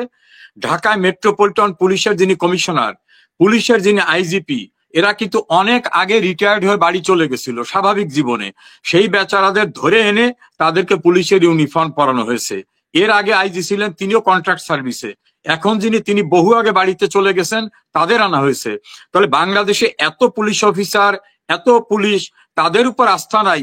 ওনাদের বাড়িতে চলে যাওয়া লোকদের এনে বসিয়ে তাদের দিয়ে দায়িত্ব পালন করা হচ্ছে। এবং সিআইডি যদি এইটাকে রিপোর্ট করে থাকে, সিআইডির দায়িত্বপ্রাপ্ত যারা আছে, এর ভিতর অনেকেই রিটায়ার্ড হয়ে বাড়িতে যে অন্য মতাবলম্বী, তাদেরকে এনে বসিয়ে এই রিপোর্টটা করিয়েছেন। এবং সিআইডির সক্ষমতা কতটুকু আছে সেটা কিন্তু আমরা ভালো করে জানি। যেটা নিঝুম প্রথমে বলছিলেন যে অনেক টেকনোলজি আছে। এই যে রিসেন্টলি বেগম খালেদা জিয়ার কণ্ঠস্বর নকল করে, ব্যবহার করে, ফ্রড করে 58 কোটি টাকা লুটে নেওয়ার একটা ঘটনা কিন্তু মেইন স্ট্রিমের বিভিন্ন গণমাধ্যমে আসছে। কাজে আমি বিবিসিকে বেদ বাক্য মনে করি না, বাইবেলও মনে করি না। আর খণ্ডিত যে অংশটুকু, আমি যে গল্প দিয়ে শুরু করেছিলাম যে আমার বিরুদ্ধে ধর্ষণের মামলা হয়েছে, ইহা সঠিক, পরের টুকার নাই যে তবে সেই মামলা ফাইনাল রিপোর্ট হয়ে গেছে, ওটুকার নাই। কাজে বিবিসির এই সাংবাদিকতার জায়গায় যদি এটুকু থাকতো যে এই ঘটনাকালীন সময় পুলিশকে হত্যা করা হয়েছে, তাদের টাঙিয়ে রাখা হয়েছে, জেল ভেঙে এত লোক বেরিয়ে গেছে, হিজবুত তাহরীর সদস্যরা স্বীকারোক্তি করেছিল, 450টি থানা আক্রমণের শিকার হয়েছিল, জামাত যেগুলো স্বীকার করেছে, যদি নেগেটিভ দিকটা পজিটিভ দিকটা দুইটা আসতো, তাহলে ব্যালেন্স অফ কনভিনিয়েন্স এবং ইনকনভিনিয়েন্স থাকতো। আমি এক সময়, আজ থেকে 39 বছর পূর্বে, আমি ওয়ার্কিং জার্নালিস্ট ছিলাম। জার্নালিজমে যাদের বিরুদ্ধে অভিযোগ আনা হবে, তার আদার সাইটের চিত্রটা আনার কথা। বিবিসির যে রিপোর্টটা দেখলাম, আদার সাইটের চিত্রটা টোটালি অ্যাবসেন্ট, ওয়ান সাইডেড না হলো। এটা কি সাংবাদিকতার নীতিমালার ভিতর পড়লো? অবশ্যই না। আমরা ফক্স নিউজ থেকে অনেক নিউজের অনেক ঘটনা প্রবাহ দেখছি যে ভয়ঙ্কর অবস্থা ঘটে গেছিল সংবাদ তৈরি করে। এবং বড় বড় দেশে অনেক গণমাধ্যম কিন্তু ওই দেশের বিভিন্ন রাজনৈতিক দলের হাউস হিসাবে বিবেচিত হয়। আল জাজিরা যখন সবাইকে prime minister Sheikh Hasina's man হিসাবে তুলে ধরলো, সেখানে এমন গাঁজাখুরি গল্প ছিল যে গল্প আদৌ বাস্তবতায় ছিল না। এমন ঘটনাকে দেখেছি। কাজে বিবিসির এই রিপোর্টটা সম্পূর্ণরূপে সাংবাদিকতার নীতিমালার পরিপন্থী। এই রিপোর্টটা আদার সাইডকে স্কোপ দেওয়া হয়নি। এমনকি আওয়ামী লীগের কারো যদি একটা ইন্টারভিউ নেওয়া হতো যে আপনাদের বিরুদ্ধে এই বক্তব্য আছে, আপনার নেত্রীর বিরুদ্ধে আপনাদের কি বক্তব্য, তাহলে উভয় পক্ষের বক্তব্যটা আসলে এটা গ্রহণযোগ্য হতো। ফলে এই রিপোর্টটা নিয়ে এত মাথা ঘামাবার এই কোনো কারণ নাই। এটা অনসাইডেড, একজনকে হিউমিলিয়েট করার উদ্দেশ্যে এই রিপোর্টটা। এর নেপথ্যে এই যে রিপোর্টটা একজন ইন্ডিপেন্ডেন্ট লয়ারের কথা বলা হয়েছে, প্রাসঙ্গিকভাবে আমাকে বলতে হয় টবি ক্যাডম্যান কে ছিলেন? তিনি মীর কাসেম যুদ্ধ অপরাধী যার ফাঁসি হয়েছে, তিনি তো তার লয়ার ছিলেন, জামাতের লবিস্ট ছিলেন। তিনি এখন ইন্ডিপেন্ডেন্ট লয়ার হয়ে গেলেন। তিনি এখন বাংলাদেশে শেখ হাসিনার বিচার হবে সেই পক্ষে। এক সেন্সে ঠিক আছে, কারণ শেখ হাসিনা যুদ্ধ অপরাধীদের বিচার করতে চাইছিলেন, সেই সময় উনি যুদ্ধ অপরাধীদের লয়ার ছিলেন। এখন শেখ হাসিনার বিচার হবে, সেখানে উনি দায়িত্ব নিয়ে যাওয়ায় এটা আমার মনে হয় যে তাদের দিক তারা চেঞ্জ করেন। নামটা হয়তো বাদী পক্ষ বিবাদী পক্ষ হয়েছে, কিন্তু সেন্টিমেন্টের জায়গায়, আইডিওলজির জায়গায় তিনি যাদের দ্বারা নিয়োজিত হয়েছিলেন। এখানে আরেকটা জিনিস আপনি সুলতানা শুনলে আপনার অবাক লাগবে। ট্রাইব্যুনালের একজন চেয়ারম্যান আছেন, আমি লয়ার, নামটা সবাই জানেন, আমি আর বললাম না। তিনি রিটায়ার্ড করার পরে সুপ্রিম কোর্টের আপিল বিভাগে সালাউদ্দিন কাদের চৌধুরীর আইনজীবী হিসাবে এপিয়ার করছিলেন হাইকোর্টের বিচারপতির থেকে অবসরে যাওয়ার পরে। তখন অ্যাটর্নি জেনারেল মাহবুব আলম বললেন যে উনি তো 2 দিন আগে রিটায়ারমেন্টে গেছেন, উনি এখন সরকারি বেতন খান, ওনার সরকারি গাড়ি আছে, গানম্যান আছে, সরকারি বাড়ি ব্যবহার করেন, উনি তো ভেরি মাচ ইন সার্ভিস, উনি তো মুভ করতে পারেন না। তারপর উনি চিৎকার করে সালাউদ্দিন কাদের চৌধুরীর পক্ষে আর্গুমেন্ট করা শুরু করলেন। তখন জাস্টিস এস কে সিনহা বললেন, আপনি আর একটু ভাবেন, আজকে মামলার আমরা শুনানি করব না। 6 দিন পরে তিনি কোর্টে এসে বললেন, মাই লর্ড, আমি রিটায়ার করলাম। তো যে লোকটা সালাউদ্দিন কাদের চৌধুরীর উকিল হয়ে অ্যাপিলেট ডিভিশনে গেলেন, তাকে চুক্তি ভিত্তিক এই আইসিটি ট্রাইব্যুনালের বর্তমানে চেয়ারম্যান করা হয়েছে।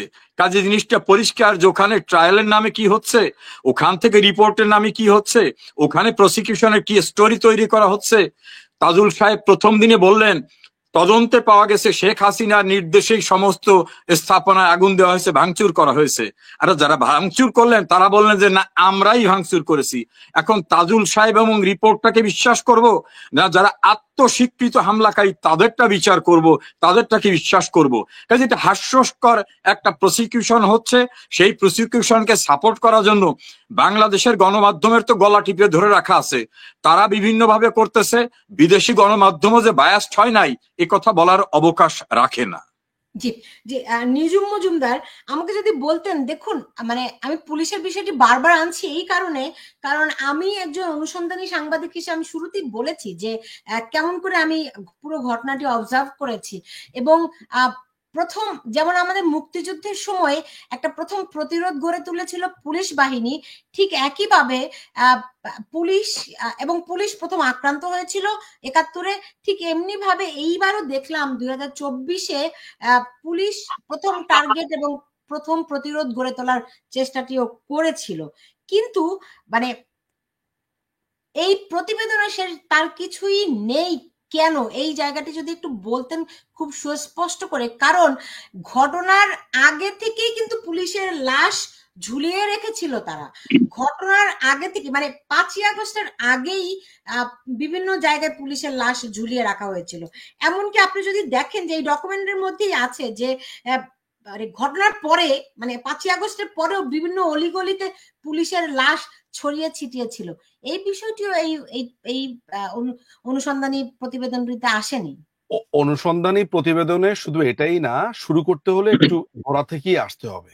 গোড়াটা হচ্ছে, প্রথম প্রশ্ন বিবিসির করা উচিত ছিল, বিবিসি তো ব্রিটিশ ব্রডকাস্টিং কর্পোরেশন, তাই না? এই তো বিবিসি।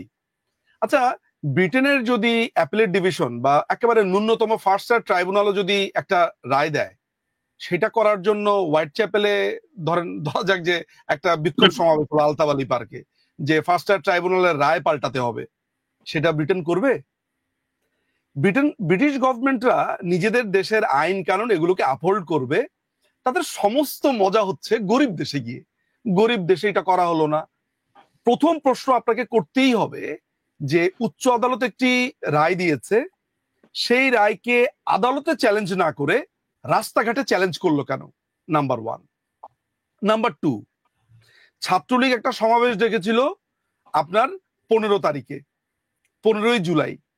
একই সময়ে এই বৈষম্য বিরোধী জামাতিরা, যারা মূলত জামাত, তারা কেন একই সময় সমাবেশ ডাকলো? নাম্বার দুই। নাম্বার তিন, বিজয় 71 হলে প্রথম আক্রমণটা বৈষম্য বিরোধীরা কেন ছাত্রলীগের উপরে করলো? তাদের মোটরসাইকেল পুড়িয়ে দিল। নাম্বার তিন। নাম্বার চার, রাস্তার মধ্যে দাঁড়িয়ে কেউ যদি বলে আমি কে তুমি কে, হিটলার হিটলার, আপনার ওই ইংল্যান্ডের রাস্তাতে, তাহলে ইংল্যান্ড মেনে নেবে? তাহলে আমাদের দেশে যখন বলা হচ্ছে আমি কে তুমি কে, রাজাকার রাজাকার, আমরা মেনে নেব? এই কথা কে বলবে? আচ্ছা, নাম্বার পাঁচ, পুলিশের উপরে আপনি কি করছেন? প্রথমে পুলিশে না, বাংলা ব্যারিকেড দিবে। বাংলা ব্যারিকেড দেওয়ার সময় এক ভদ্র মহিলা বলছেন যে আমি একজন ডক্টর, আমাকে চিকিৎসা দিতে মিটফোর্ডে যেতে হবে। যেতে দেবে না। আগে বলেন আপনি আমাদের কজের সাথে একমত কিনা। দেখেছেন না ভিডিও? সেটা আপনাকে আগে এটা বলতে হবে যে আপনি আমাদের কজের সাথে একমত কিনা। বিবিসি এই কথা বলবে না কেন? কেন বিবিসি তো তাদের বেসিক হিউম্যান রাইটস নিয়ে অনেক বেশি উচ্চকিত। আজকে যদি ব্রিটেনের 6 কোটি মানুষ যদি বলে এই যে একটা ব্যাপারে বলে, আর আমি নিজুম মজুমদার যদি বলি যে আমি এটা মানি না, তাহলে আমাকে কি মানে আমি কি তাহলে কোনো ধরনের অন্যায় করলাম? অন্যায় তো আমি করিনি, তাই না? আমি স্রোতের বিপরীতে গেছি। সেই ভদ্র মহিলাকে সেখানে যে পেটানো হলো, মারা হলো, চুল ধরে টান দেওয়া হলো, সেই কথা কেউ বলছে না। আচ্ছা, আপনাকে মানতেই হবে, তাদের কথা শুনতেই হবে, রাস্তা আপনি আটকে দিয়েছেন। এখন আপনাকে আমি এতক্ষণ ধরে 153 যে 1 2 3 4 এগুলো আমি আপনাকে পড়ে শোনালাম। আমি আবারও আপনাকে রিটারেট করব, অর্থাৎ আমি একই কথা পুনরায় বলবো আপনাকে, যে বাংলাদেশের আইনে বলা আছে সমাবেশকে ছত্রভঙ্গ করার জন্য আগ্নেয়াস্ত্র ব্যবহার করতে পারবে, আত্মরক্ষার্থে করতে পারবে, নিরীহ মানুষের জানমাল রক্ষার জন্য করতে পারবে। এখন যেই মহিলাটা মিটফোর্ডের ডক্টর, তিনি যদি বলেন যে আমাকে চুল ধরে টান দিয়েছে, পুলিশ কি আগ্নেয়াস্ত্র ব্যবহার করতে পারবে? যে আমাকে তারা আক্রমণ করছে শারীরিকভাবে? করতে পারবে। এটার জন্য কি মাননীয় প্রধানমন্ত্রী কোনো অনুমতি নিতে হয়? নিতে হয় না। তাহলে আমাদেরকে প্রশ্ন প্রথমেই করতে হবে যে আমাদের আইনে কি আছে। তাহলে এই যে এতগুলো ইভেন্ট ঘটে গেল, এতগুলো ঘটনা ঘটে গেল, সেগুলো নিয়ে কোন রকমের আলাপ হচ্ছে না। আলাপ হচ্ছে যে কোথায়কার কোন এক অডিও নিয়ে এসে বলা হচ্ছে যে এটা মাননীয় প্রধানমন্ত্রীর অডিও। সেই অডিও আবার 18 সেকেন্ড, যেই অডিও আমরা শুনতে চাই পুরাটা। তারপর সেনাবাহিনী যে চলে গেল, বিবিসি দেখালো যে এরকম অরক্ষিত রেখে, পুলিশকে অরক্ষিত রেখে সেনাবাহিনী চলে যাচ্ছে। ওয়ারাস যখন সেনাপ্রধান জাতির উদ্দেশ্যে ভাষণ দিবেন এবং ভাষণে বলছেন যে দেশের দায়িত্ব তার, তখন সেনাবাহিনী যাত্রাবাড়িতে পুলিশকে অরক্ষিত রেখে চলে এলেন কেন? আপনার কাছে কি মনে হয়? দেখেন, আমি আপনাকে এটা বলি, আমার মনে হয় যে বিশেষ করে আপনাকে বলার থেকেও আমার কাছে মনে হয় যে তরুণ প্রজন্মের যারা আছে, বিশেষ করে জেনজি, আমি জানি যে তাদের অনেকেই আজকের এই প্রোগ্রামটা দেখেছেন বা দেখবেন। আমি তাদের জন্য একটা কথা বলি, আমার মনে হয় তাদেরও জানা প্রয়োজন আছে। সেটা হচ্ছে সেনাবাহিনীকে আমরা দেখেছি পুলিশের দিকে তাক করে গুলি ছুটতে। অদ্ভুত একটা ব্যাপার দেখেছি। সেটা কোন আইনে হয়েছে? আপনি কি এটা দেখেছেন? আমি দেখেছি শাহবাগের মোড়ে, আমি দেখেছি পুলিশ আপনার গুলি ছুটছে পুলিশের দিকে। কেন? এটা একটা অদ্ভুত ঘটনা। এটা মনে হয় 3 বা 4 তারিখের ঘটনা। আচ্ছা, নাম্বার ওয়ান। নাম্বার টু হচ্ছে যে আমরা সেনাবাহিনী কি করেছে এইটা নিয়ে কোনো ধরনের কোনো আলাপ নাই। বিজিবি কি করেছে সেটা নিয়ে কোনো আলাপ নাই। মানে 5ই অগাস্টের পরবর্তী সময়ে আমরা নিজের চোখে দেখেছি যে আপনার হৃদয় কৃষ্ণ নামে এমন একটা ছেলে ছিল, তাকে কিভাবে পেটাচ্ছে। 6 তারিখ বা 8 তারিখের ঘটনা।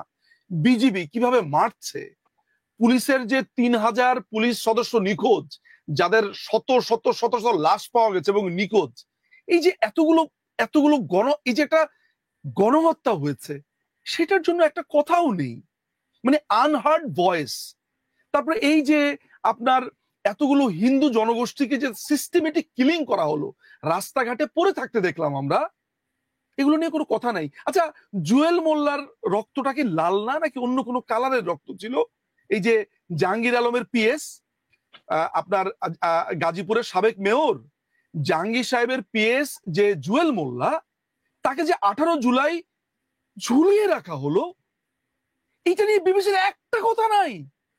এ কি?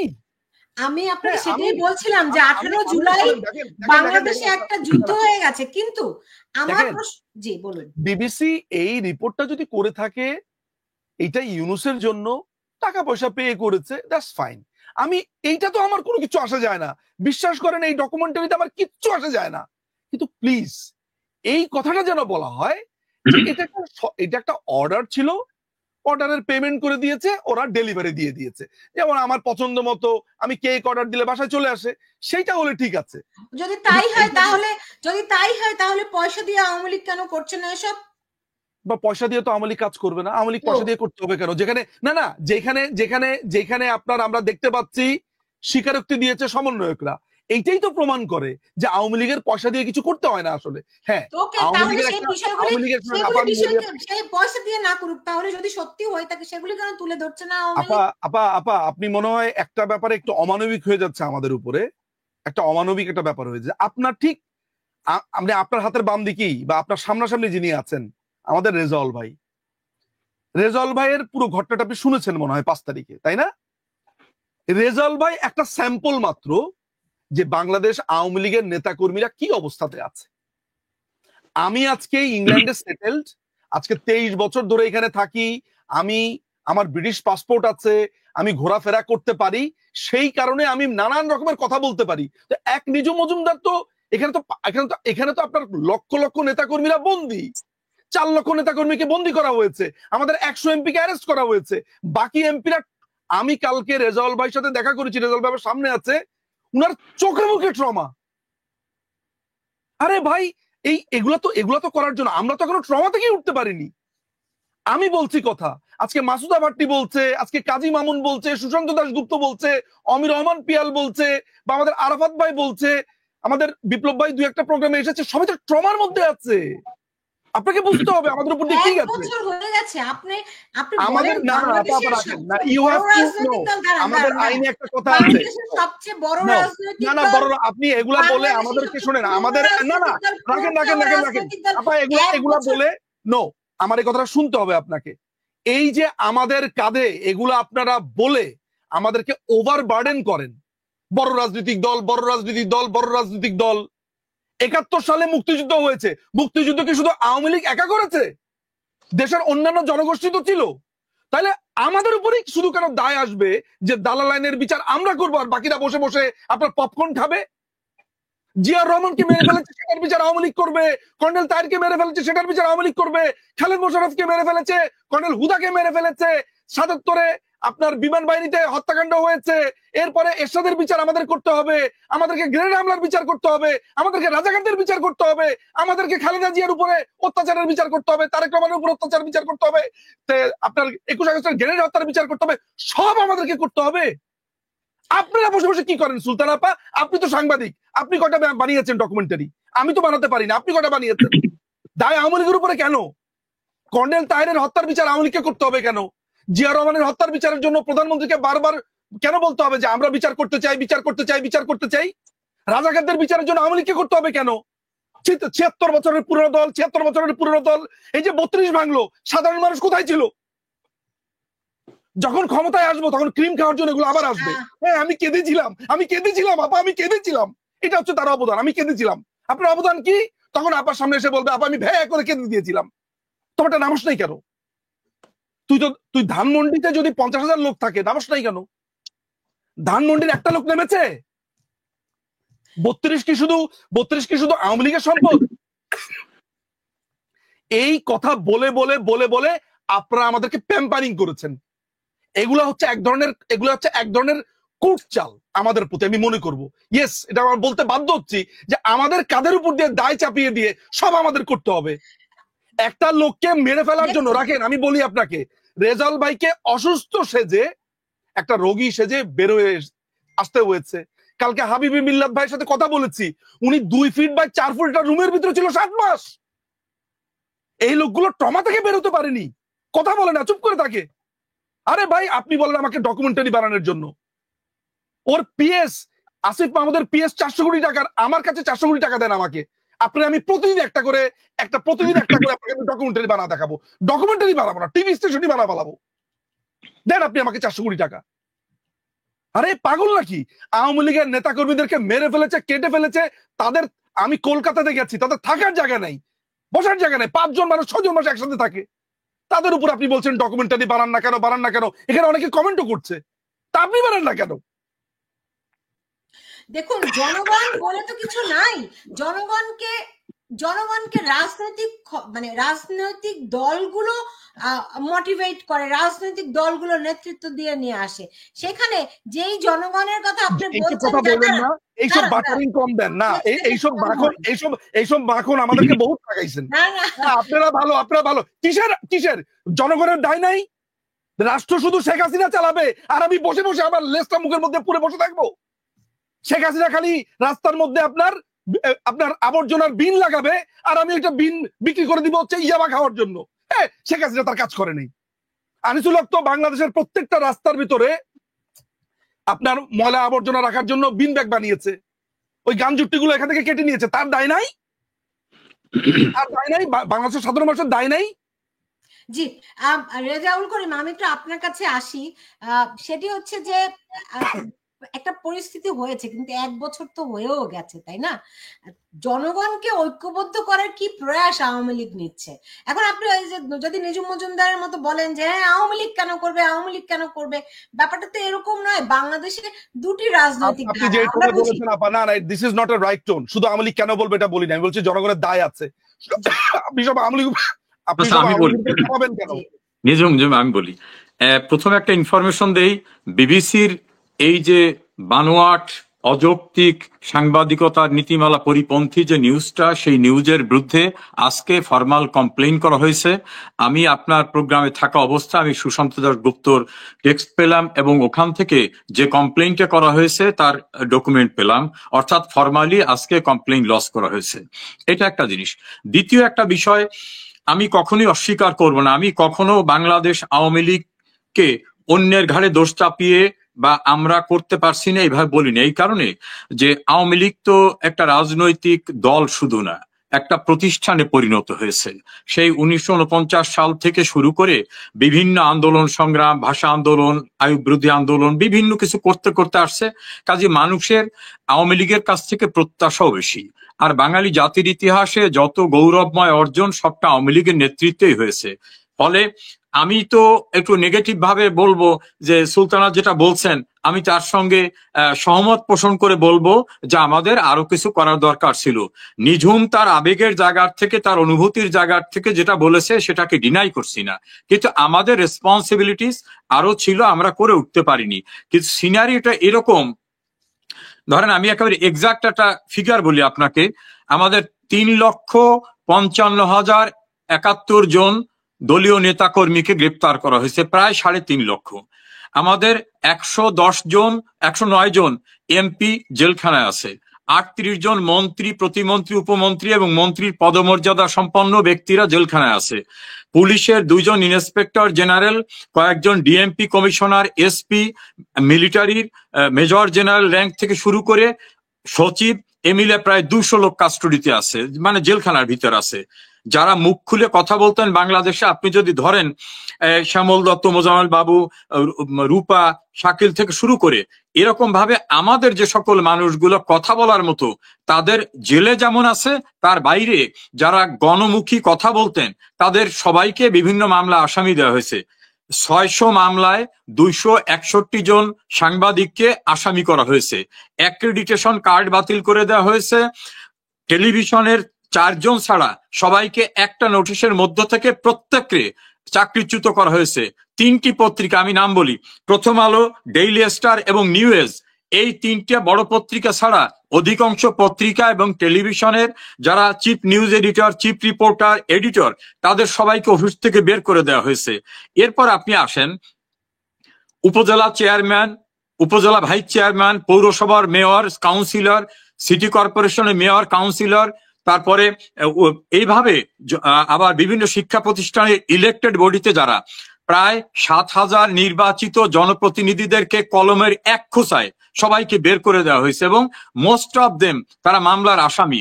ফলে দেশের অভ্যন্তরে থেকে, আপনি বিগিনিং এ বলছিলেন যে দেশের অভ্যন্তরে থেকে কথা বলার অবস্থা কঠিন, এখন আমাদের অনেক এমপি মন্ত্রীরা পালিয়ে আত্মগোপনে ভয়ঙ্কর অবস্থায় আছে। আমি তো মনে হয় যেন স্বপ্নের মতো মনে হয় যে আমি কিভাবে আসছি, সে স্টোরি এখানে বলছিলাম, আমি আর বলতে চাই না। এই রকম অবস্থায়, ট্রমাটাইজ অবস্থার ভিতর থেকেও আমি বলবো আওয়ামী লীগের দায়িত্ব আছে। মাননীয় প্রধানমন্ত্রীর একটা ঘটনা নিঝুম সেদিন বলছে, আমি শুনছি, যে যখন 32 নাম্বার বুলডোজার দিয়ে ভেঙে ফেলা হচ্ছে, সেই সময় ওই 32 নাম্বারের উত্তরাধিকারী গোটা বাঙালি জাতি হলো বঙ্গবন্ধু কন্যা ভাষণ দিচ্ছিলেন, তিনি ভাষণটা বন্ধ করেন নাই, আবেগ আপ্লুত হননি। তার যে স্টিমিনা, তার যে শক্তি, এই শক্তিটা আওয়ামী লীগের প্রত্যেকটা লোকের থাকা উচিত। আমাদের এত এমপি, এত মন্ত্রী, প্রতিটি জেলায় 6টা সংগঠনের প্রেসিডেন্ট সেক্রেটারি আছে, উপজেলায় আছে।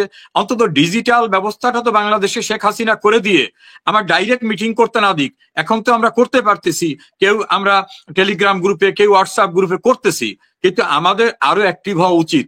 আমি আওয়ামী লীগের একজন কর্মী হিসাবে আমি আমার দায় অস্বীকার করতে পারি না যে এত দিনের পরেও আমরা কেন নিঝুম মজুমদারের মতো সোচ্চার হতে পারছি না, আমরা কেন নওফেলের মতো সোচ্চার হতে পারছি না, আমরা কেন সুশান্ত দাস গুপ্তের মতো সক্রিয় হতে পারছি না। এই লায়াবিলিটিস নিয়েই আমাকে বলতে হবে যে আমাদের অনেক লেসেস আছে। আমরা সব ভালো কাজ করছি এটা তো না, অনেকেই তো ঝুঁকি নিচ্ছে, অনেকেই ঝুঁকি নিয়ে কথা বলছে। আমরা বলছি, আপনি আজকে প্রবাসে থেকেও আপনি যেভাবে কথা বলছেন, আপনার অবজারভেশনটা ভেরি ভেরি ইম্পর্টেন্ট অবজারভেশন আপনি তুলে ধরছেন। নবনীতা তুলে ধরছে, মাসুদা ভাট্টি তুলে ধরছে, এরকম আরো অনেকে তুলে ধরছে, তৌফিক তুলে ধরছে। আমাদের সেই জায়গা থেকে আমাদেরও লেসেস আছে। আমার মনে হয় অনেক ত্রুটি না থাকলে এত বড় বিপর্যয়কে কেন আমরা মোকাবেলা করতে পারলাম না।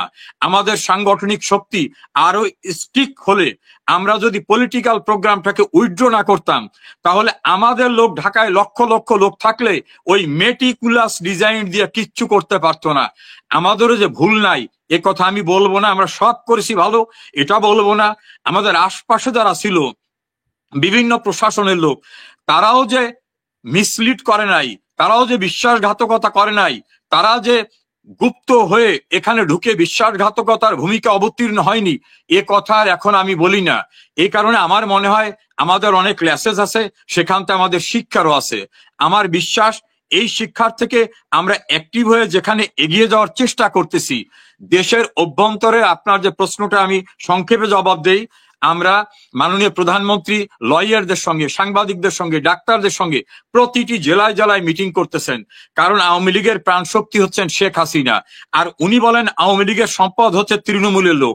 এই জন্য নেতাদের সঙ্গে কথা বলার চেয়ে তৃণমূলের সঙ্গে প্রতিদিন একদিনে 3টা-4টা প্রোগ্রাম উনি করেন। ফলে আমরা কিন্তু সুসংগঠিত হচ্ছি, আমরা বসে নেই। আমার নিজ জেলার একটা উপজেলা চেয়ারম্যান, সে ঢাকায় উপজেলা চেয়ারম্যান অ্যাসোসিয়েশনের মিটিং করেছে। আমার নিজের জেলা সদরে আমার কর্মীরা মিছিল করেছে। সারা দেশে কিন্তু কাজকর্ম হচ্ছে, কিন্তু স্টিম রোলারটা এমন ভাবে হচ্ছে, আমার আপনি শুনলে অবাক হবেন, ছোট্ট একটা বাচ্চা ছেলে, পৌর ছাত্রলীগের সেক্রেটারি মোমেন মোর্শেদ শুভ্র, তাকে 6টা মামলা অ্যারেস্ট করছে, 6টা হাইকোর্ট থেকে বেল দিয়েছে। বেরোয় যাওয়ার সময় তাকে আবার আর একটা ঢুকিয়ে দিয়েছে, সে মামলা আসামিনেরা। এভাবে সারা দেশে যেভাবে মামলার নির্যাতন চলতেছে, এই নির্যাতনের কারণে মামলায় আপনার নাম আসামি থাকা লাগবে না, বলে তুমি সন্দেহভাজন। এভাবে টর্চারটা ইতিহাসের জঘন্যতম টর্চার এই সময় হচ্ছে। এর ভিতর থেকে আমরা সংগঠিত হচ্ছি, সেদিন খুব দূরে না যে আমরা সবাই মিলে বাংলাদেশে ঢুকবো, আমরা ইনশাল্লাহ প্রতিরোধ গড়ে তুলবো। জি, নিজুম মজুমদার, শেষ প্রশ্নটি আপনাকে রাখছি। সেটি হচ্ছে, ধরেন এই যুদ্ধটা তো শুধুমাত্র রাস্তার যুদ্ধ নয়, এটি তথ্যেরও যুদ্ধ। আপনি জানেন যে সামাজিক যোগাযোগ মাধ্যমে এই পুরো আন্দোলনটিকে একটা ডিজাইন করে ইমপ্লিমেন্টেশনে যাওয়া হয়েছে, রাইট? তো সেই রকম প্রক্রিয়ায় আপনারা, মানে তথ্যের যুদ্ধেও তো আপনারা পিছিয়ে আছেন, নয় কি? হ্যাঁ, আমাদের এটা তো সত্যি কথা যে দেখেন, বাংলাদেশের একটা বড় ধরনের নিয়ামক সংস্থা হচ্ছে মধ্যবিত্ত। মধ্যবিত্তকে যখন অ্যাজ এ হোল আপনি বিভ্রান্ত করতে পারবেন, বুঝতে হবে যে সেই গেমটাতে আপনি অনেকটাই দুর্বল হয়ে গেছেন। যেটা এই 14 এবং 2024-এর জুলাই এবং অগাস্টে যে জঙ্গি টোকাইদের হামলা হয়েছে, যে ষড়যন্ত্র হয়েছে, যে সেই জায়গাটাতে আমরা মধ্যবিত্ত সবসময় বাংলাদেশ আওয়ামী লীগের উপর একটা আস্থা রেখেছে, জনমানুষের দল, সাধারণ মেহনতি মানুষের দল। ফলে সেই জায়গাতে আমাদের একটা আস্থার সংকট আমাদের প্রতি হয়েছে, সেটা নিয়ে আমি অস্বীকার করি না, সেটা আমি দেখেছি। ফলে যখন আপনার এই ধরনের একটা মোটা দাগে কাউকে বিভ্রান্ত করে দেওয়া সম্ভব হচ্ছে, যে এইভাবেই তো বিভ্রান্ত গুলো হয়েছে। এখন আমরা কিন্তু আমাদের মতো করে বরাবরই বলেছি, আর সাধারণ মানুষকে কোনো কোনো জায়গাতে ধরেন আমি উত্তেজিত হয়ে গেলে বা রাগ হলে বলি যে আপনি বুঝতে পারেন না কেন, বুঝতে পারবেন না কেন। মাঝে মধ্যে মনে হয় যে সাধারণ মানুষের বোঝার ক্ষমতাটাও তো একটা একটা সুনির্দিষ্ট লিমিট আছে। এখন আমি যদি বলি যে চেইন অফ কজিশন, এই চেইন অফ কজিশন কজন সাধারণ মানুষ বুঝবে? এই ভুল আছে। যেমন আমি চেইন অফ কজিশনটা কখন বলছি, একটা সাধারণ মানুষকে যখন আমি বলছি যে আবু সাইদকে যে আপনারা দেখছেন যে পুলিশ ছড়াগুলি মেরেছে, এইটার ভিতরে অনেকগুলো ইন্টারভেনিং ফ্যাক্টর আছে।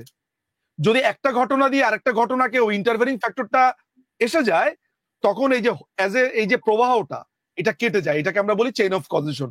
সো সাধারণ মানুষকে এই জটিল জটিল বিষয়গুলোকে বোঝানো, এই ঘটনাগুলোকে একটার পর একটা পরম্পরাগুলোকে ওই সময় বোঝানো আমাদের জন্য কঠিন ছিল। ফলে ওই জায়গাতে আমরা অনেকটুকু বলা যেতে পারে, যেমন ধরেন আপনার যেসব মানুষগুলোকে আপনি প্রগতিশীল হিসেবে জানেন, যেই মানুষগুলোকে জানেন মুক্তিযুদ্ধের পক্ষের, সেই মানুষগুলো আমাদের বিপক্ষে গিয়ে স্ট্যাটাস দিয়েছে, সেই সময় কথা বলেছে, প্রোফাইল পিকচার লাল করেছে। আমাদের আওয়ামী লীগের অনেক নেতাদের ছেলে মেয়েরাও তো করেছে, আমরা তো সেগুলো দেখেছি। আপনার আর্মি অফিসারদের অনেক ছেলে মেয়েরা করেছে। তো এন্ড অফ দ্য ডেতে যে ইয়েস, আপনি যখন বিভ্রান্ত হবেন, এটা শুধু আমাদের দেশেই যে প্রথমবারের মতো হয়েছে তা না। লন্ডনের রায়ট হয়েছিল, এই কিছুদিন আগেই রায়ট হয়েছিল, তখন আপনার ঘর ঘর থেকে প্রতিটা জায়গা থেকে ইয়াং ছেলেপেলেরা গিয়ে সেন্ট্রাল লন্ডন লুট করা শুরু করলো, কারণ চারদিকে খবর খবর খবর চলে এসেছে। গভর্নমেন্টও কিন্তু এটা করতে পারেনি। আপনি জানেন যে লন্ডনের রায়টের সময়, এই যে গেল বছরের জুলাই মাসে আপনার কি হলো, আপনার বলা হলো ইন্ডিয়ান কোনো একটা ছেলে একটা মেয়েকে রেপ করেছে, কোনো একটা ব্রিটিশ মেয়েকে। শেষ পর্যন্ত বেরোলো কি একজন আফ্রিকান ছেলে করেছে এবং সেই ছেলেটা ব্রিটিশ। অথচ খবর এসে গেল কি আপনার ইন্ডিয়ান এক ইমিগ্রেন্ট করেছে। এখন সব ব্রাউন চামড়া যারা আছে তাদের সবাইকে দেশ থেকে বের করে দিতে হবে। সেখানে মানুষজন পুরো রাস্তায় নামলো। এই তো গত বছরের ঘটনা। এই ঘটনাগুলো পশ্চিমেও হয়েছে। সুতরাং আমাদের ক্ষেত্রে যেটা হয়েছে, এই কোটা নিয়ে যে বিভ্রান্তিটা করা হয়েছে, আমরা যে একেবারে প্রচারণা চালাইনি, এটা একটা ভুল ধারণা। সেই প্রচারণাটা যথেষ্ট ছিল না, আপনি এইটা বলতে পারেন। এই জায়গাতে আমি আমার ব্যর্থতা মানতে একবার না 500 বার রাজি। আমরা তো চেষ্টা করে যাচ্ছি, তাই না?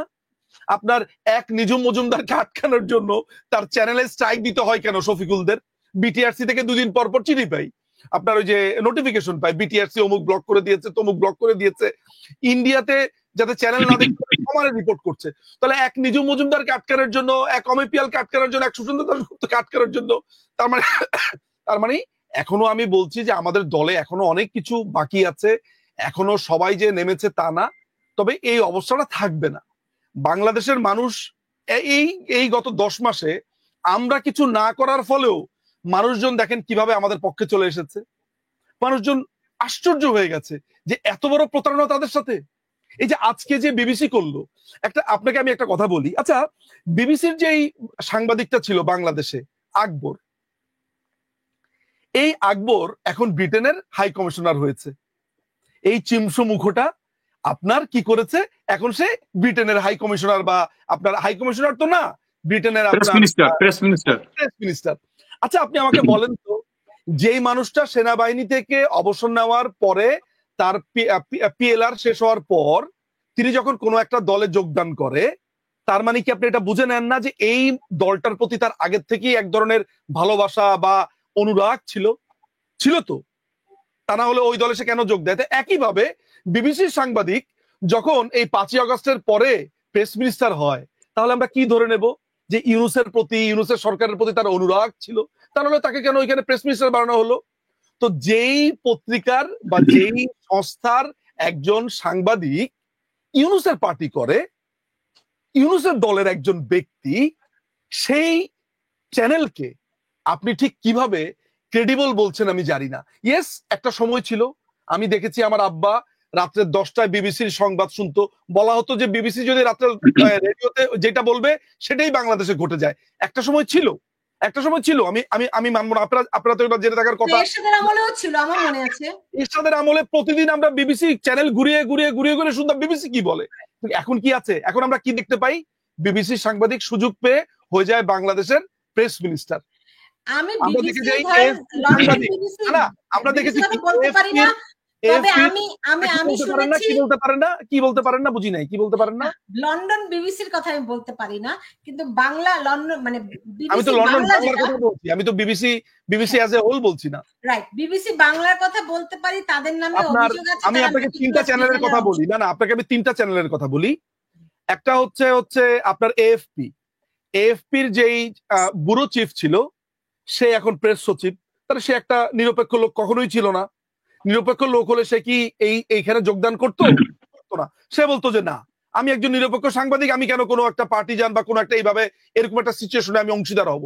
তার মানে সে একটা অংশ ছিল। আচ্ছা, আকবর এতদিন এত ভালো ভালো মিষ্টি মিষ্টি কথা, মুখটাকে একেবারে চিকন করে যে কথাবার্তা বলতো, আমরা বলছি কত বড় এক ফেরেশতা এই সমাজে, এই জনপদে চলে এসেছে।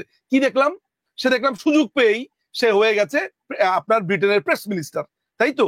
আচ্ছা, এরপরে আপনার আরাফাতুল ইসলাম, টাকলা আরাফাত। এই টাকলা আরাফাতের কি হলো? সেই লোকটা বিএনপি করে, তার 14 গোষ্ঠী বিএনপি করে, সে হচ্ছে ডয়চে ভেলে সাংবাদিক।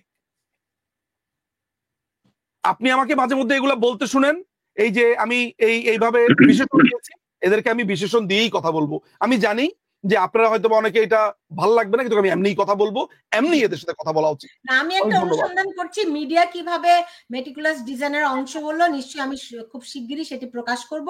তবে আমি আপনাকে এখন একটা ব্রেকিং নিউজ দেখাতে চাই, সেটি হচ্ছে যে প্রধান উপদেষ্টার প্রেস সেক্রেটারি শফিকুল আলম তিনি বলেছেন প্রধান উপদেষ্টা তাদেরকে ডিসেম্বরের মধ্যে নির্বাচন করার নির্দেশ দিয়েছেন। আমার মনে হয় এটি একটা এত কিছুর মধ্যে একটি ভালো খবর। এটা আজকেই তিনি এই খবরটি দিয়েছেন, মানে বেশিক্ষণ হয়নি, রাত 8টা আমাদের এই শো চলাকালীন সময়ে শফিকুল আলম এই কথাটি জানিয়েছেন যে প্রধান উপদেষ্টা তাদেরকে ডিসেম্বরের মধ্যে নির্বাচন করার প্রস্তুতি নেয়ার নির্দেশ দিয়েছেন। আমার মনে এটি একটা এই যত কিছু চলছে এর মধ্যে থেকে একটা ভালো দিক, এর বাইরে আর কি বা বলতে পারি, কারণ বর্তমানে বাংলাদেশে যে পরিস্থিতি সৃষ্টি হয়েছে কোনটা আলোর দিক? কোনটা আলোর দিক?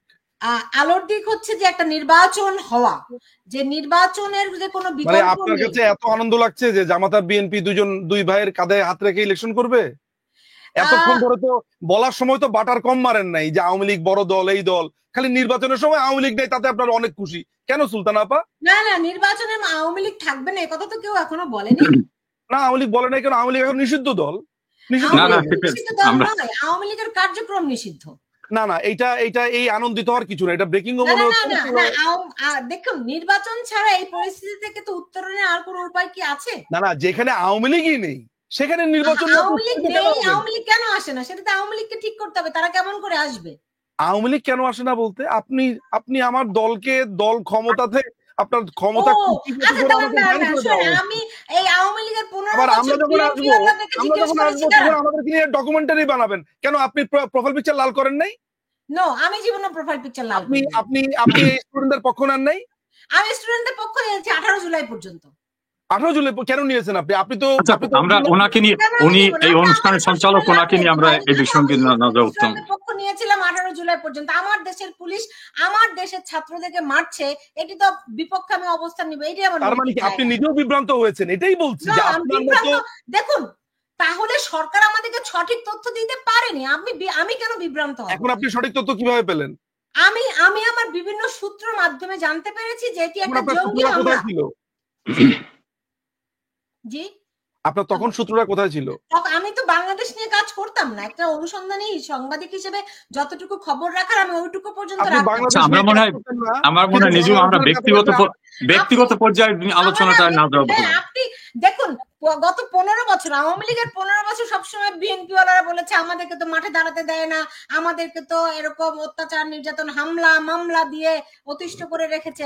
আমি বিএনপি ওয়ালাদেরকে প্রশ্ন করতাম, পৃথিবীতে কবে কোন দল সরকারের আনুকূল্য নিয়ে আন্দোলন করেছে? আমরা বিএনপিকে ব্যান করিনি আপা। আচ্ছা, ব্যান করেননি, কিন্তু আনুকূল্য নিয়ে আন্দোলন কে করেছে?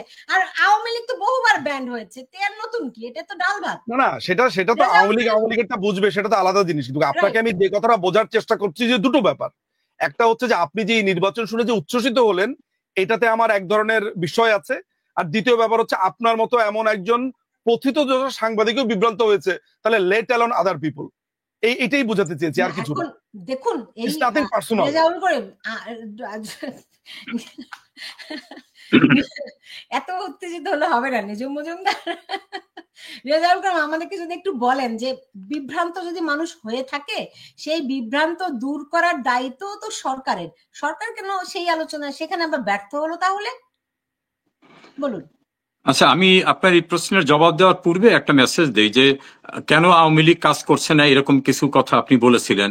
আমি কিন্তু একবারের জন্য বলিনি যে আওয়ামী লীগের ব্যর্থতা নেই, এটা কখনো বলিনি। আমরা যদি আমাদের দলটাকে সুসংগঠিত করতে পারতাম, ওদের মেটিকুলাস ডিজাইন যারা করতেছে তাদের জন্ম ডে বিফোর ইয়েস্টারডে বলবো, আওয়ামী লীগের জন্ম সে 49-এ। কাজে আমরা বঙ্গবন্ধু যেমন সমস্ত কঠিন অবস্থাকে মোকাবেলা করেছে, শত্রুকে মোকাবেলা করেছে, বিশ্বকে মোকাবেলা করেছে, এরকম ভাবে আমরা সাংগঠনিক ভাবে আমাদের কিছু না কিছু লেসেস ছিল বলে আমার মনে হয়, যদিও আমি নীতি নির্ধারক না, আমার ব্যক্তিগত মতামত এটা। তবে মানুষ এখন ফুঁসে উঠেছে, তার দুইটা উদাহরণ আমি বলবো। প্রবাসে থাকা বাংলাদেশি সাংবাদিকদের একটা বড় স্টেটমেন্ট, এটা আপনারা দুজনই হয়তো দেখেছেন। আবার দেশের অভ্যন্তরে থাকা সাংবাদিকদের একটা বড় স্টেটমেন্ট হয়েছে। জাতীয় প্রেস ক্লাবের যদিও নির্বাচিত ফরিদে ইয়াসমিন এবং শ্যামল দত্ত এখন নেই, তারপরও যারা আছেন তাদের স্টেটমেন্ট। আর আজকে আরেকটা নতুন অধ্যায় হলো, ঢাকা বিশ্ববিদ্যালয়ের 71 জন প্রফেসর আজকে এই মব সন্ত্রাসের বিরুদ্ধে ওপেন স্টেটমেন্ট দিয়েছে। 71। এতদিন কিন্তু তারা বিভিন্নভাবে ভীত সন্ত্রস্ত থাকলেও তারা এখন মুখ খুলতে শুরু করেছে। দেশের ভিতরে সাংবাদিকরা এবং ঢাকা বিশ্ববিদ্যালয়ের 71 জন প্রফেসর, এটা কিন্তু চারটিখানি ব্যাপার নয়। কাজে মানুষ কিন্তু এখন মুখ খোলা শুরু হয়েছে। আমাদের পক্ষে হয়তো ডাইরেক্ট আমরা যারা বিভিন্ন পদ পদবিতে ছিলাম তাদের মামলার তো শেষ নাই, এত মামলা। শেখ হাসিনা নামে 413টি মামলা। আমার মামলার সংখ্যা, আমি যখন দেশেও নাই সে সময় যে ঘটনা ঘটছে সে সময়ের মামলা আমি আসামি আছি, বিশাল মামলার পরিসর, এখন আর গোনা বন্ধ করে দিছে এত মামলা। এই সিচুয়েশনের পরেও আমরা কিন্তু সেখানে আছি। আর আওয়ামী লীগের রেজাউল ভাই সরি, আপনি কিছু মনে করেন না, যেই যেই যেই বিবৃতিগুলির কথা বললেন এর মধ্যে প্রবাসের যে 51 জন সাংবাদিকের কথা বলছেন তার মধ্যে আমিও আছি। এটি কোনো আওয়ামী লীগের কৃতিত্ব এখানে নেই। আওয়ামী লীগ কোনো অর্গানাইজ করেনি, এটি সবাই যার যার দায়বদ্ধতা থেকে করছে। তো সেখানে আমি কিন্তু আমি কিন্তু আওয়ামী লীগ বলিনি। না, আপনি ফলো করেন, আপনি পসিবলি মিস করছেন। আমি কিন্তু বলছি মানুষ ফুঁসে উঠেছে। করছে মানুষ তো মানুষের জায়গা থেকে ভয় ভীতি কাটিয়ে করবে, একটা বিষয় আছে, রাইট? কিন্তু এখানে আওয়ামী লীগ কি করছে অ্যাজ এ পার্টি, একটা গণমানুষের পার্টি দাবি করার প্রেক্ষিতে এই দাবিকারী দল, সেই আওয়ামী লীগ কি করছে? আমরা আওয়ামী লীগ করছি, যেমন আগে কেমন ছিলেন বর্তমানে কেমন আছেন, এ জাতীয় লিফলেট তৈরি করে আমরা গ্রামে গ্রামে শহরে বিভিন্ন জায়গায় সাধারণ মানুষের কাছে পৌঁছাবার কারণেই কিন্তু এখন মানুষ তুলনামূলকভাবে বিচার করে বলে আওয়ামী লীগের সময় ভালো ছিলাম। এই যে কম্পারেটিভ স্টাডি করে মানুষকে কনভিন্স করা, কারণ আমি যদি শুধু স্লোগান দেই তাতে হবে না। আমরা কিন্তু গ্রামগঞ্জে, চায়ের রেস্টুরেন্টে, বিভিন্ন জায়গায় ডিসগাইজেও আমাদের অনেক নেতা কর্মীরা দলের পরিচয় না দিয়েও চায়ের দোকানে চা খেতে গিয়ে চা আগে কত টাকা আয় করতেন, কি অবস্থা এখন আছেন, এখন শাক কিনতে পারেন কিনা, মাছ কিনতে পারেন কিনা, শেখ হাসিনার সময় চাউলের দাম কত ছিল, এখন চালের দাম কত, বিভিন্ন ভাবে কিন্তু আমাদের কাজ চলতেছে। আর এই যে বাংলাদেশের যে সকল মানুষগুলো কর্মহীন হয়ে পড়ছে, ধরেন প্রায় 49টা বড় বড় ইন্ডাস্ট্রি বন্ধ হয়ে গেছে, সেই যারা শ্রমিক তাদেরকে কিন্তু আমাদের ক্যাম্পিং চলছে যে তোমরা কি ভালো ছিল না, আমাদের সময় কি তোমরা কর্মজীবী ছিল না, এখন তোমাদের কি অবস্থা। বিভিন্ন ভাবে কাজ চলতেছে। আমি সব ঘটনাগুলি আপনার এই লাইভ টক শোতে আমি বলতে চাচ্ছি না, কিন্তু বিভিন্ন ফোরামে, বিভিন্ন জায়গায় সরাসরি ডিসগাইজে আমাদের কাজ চলছে। ফলেই মানুষ এখন বলছে শেখ হাসিনার সময় ভালো ছিলাম। এই ক্যাম্পিংটা আমাদের চলতেছে, সাংগঠনিক কাজ চলতেছে। এ কারণেই কিন্তু মানুষ এখন যারা অন্ধকারে থেকে ওদের পক্ষে গেছিল তারাই কিন্তু এখন বলতেছে যে ভুল বুঝে এখানে গেছিলাম। যেমন ধরেন উল্লেখযোগ্য ব্যক্তিদের নাম বলবো, তারা বলতেছে যে আসলে তো শেখ হাসিনাই ভালো ছিল, আমরা তো বিভ্রান্ত হয়ে এখানে এসেছিলাম। কাজে কাজ চলতেছে, সেদিন খুব দূরে নয় যে আবার মুক্তিযুদ্ধের চেতনার বাংলাদেশ সবাইকে নিয়ে ইনশাল্লাহ আমরা রেস্টোর করব, ঋত গৌরব পুনরুদ্ধার করব। জি, আমি একটু একটা জিনিস আপনাদেরকে দেখাতে চাই, যেটি বলেছিলাম যে ডিসেম্বরের মধ্যে নির্বাচনের প্রস্তুতি নিতে বলা হয়েছে, এটি আসলে ডিসেম্বরের মধ্যে নয়, ডিসেম্বরের মধ্যে আইন শৃঙ্খলা বাহিনীকে নির্বাচনের প্রস্তুতি শেষ করার নির্দেশ দিয়েছেন প্রধান উপদেষ্টা। মানে ডিসেম্বরে যদি প্রস্তুতি শেষ করে তাহলে 3 মাসের মধ্যে নির্বাচন, সেই হিসেবে হয়তো ডিসেম্বর, জানুয়ারি, ফেব্রুয়ারি, মার্চের দিকে হয়তো নির্বাচন, এরকম কিছু একটা হতে পারে। মানে এই প্রতিবেদী বাংলা ট্রিবিউন আমি আপনাদেরকে দেখাচ্ছি এখন, এর আগে দেখিয়েছিলাম নিউজ প্রথম আলো।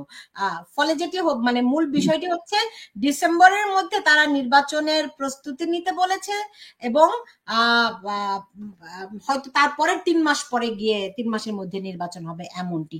আমরা নিশ্চয়ই বিস্তারিত এ নিয়ে আরো আলোচনা করব। ব্যারিস্টার সোমা রেজাউল করিম এবং ব্যারিস্টার নিঝুম মজুমদার, আপনাদের দুজনকে অনেক ধন্যবাদ জানাচ্ছি আমার সঙ্গে যুক্ত হওয়ার জন্য। আমি আশা করব আপনারা তথ্যের দিক থেকে আরো সমৃদ্ধ হবেন, এবং যুদ্ধটা শুধু এখন ধরেন আপনারা রাস্তায় নামতে পারছেন না, কিন্তু একটা তথ্যের যুদ্ধ যেটির জন্য রাস্তায় নামার দরকার হয় না, নিশ্চয়ই সেই যুদ্ধটি আপনারা আরো সক্রিয়ভাবে চালাবেন, সেই প্রত্যাশা রাখছি। আপনাদের দুজনকে অনেক ধন্যবাদ আমার সঙ্গে আজকে যুক্ত থাকার জন্য। আপনারা ভালো থাকবেন। ধন্যবাদ আপনাকেও। আপনাকে অনেক ধন্যবাদ সুলতান আপা। নাথিং ইজ পার্সোনাল, এটা মাথায় আপনি রাখবেন। আমাকে পার্সোনালি অ্যাটাক করেছেন। না, মানে আমি আপনাকে জিজ্ঞেস আমি করেছি। বিবিসি কে বলে দিব। আমি আপনাকে জিজ্ঞেস করেছি। না, ইটস ওকে। অনেক ধন্যবাদ, আপনারা ভালো থাকুন। দর্শক, আপনারাও যারা ছিলেন আপনাদেরকেও অনেক ধন্যবাদ জানিয়ে বিদায় নিচ্ছি।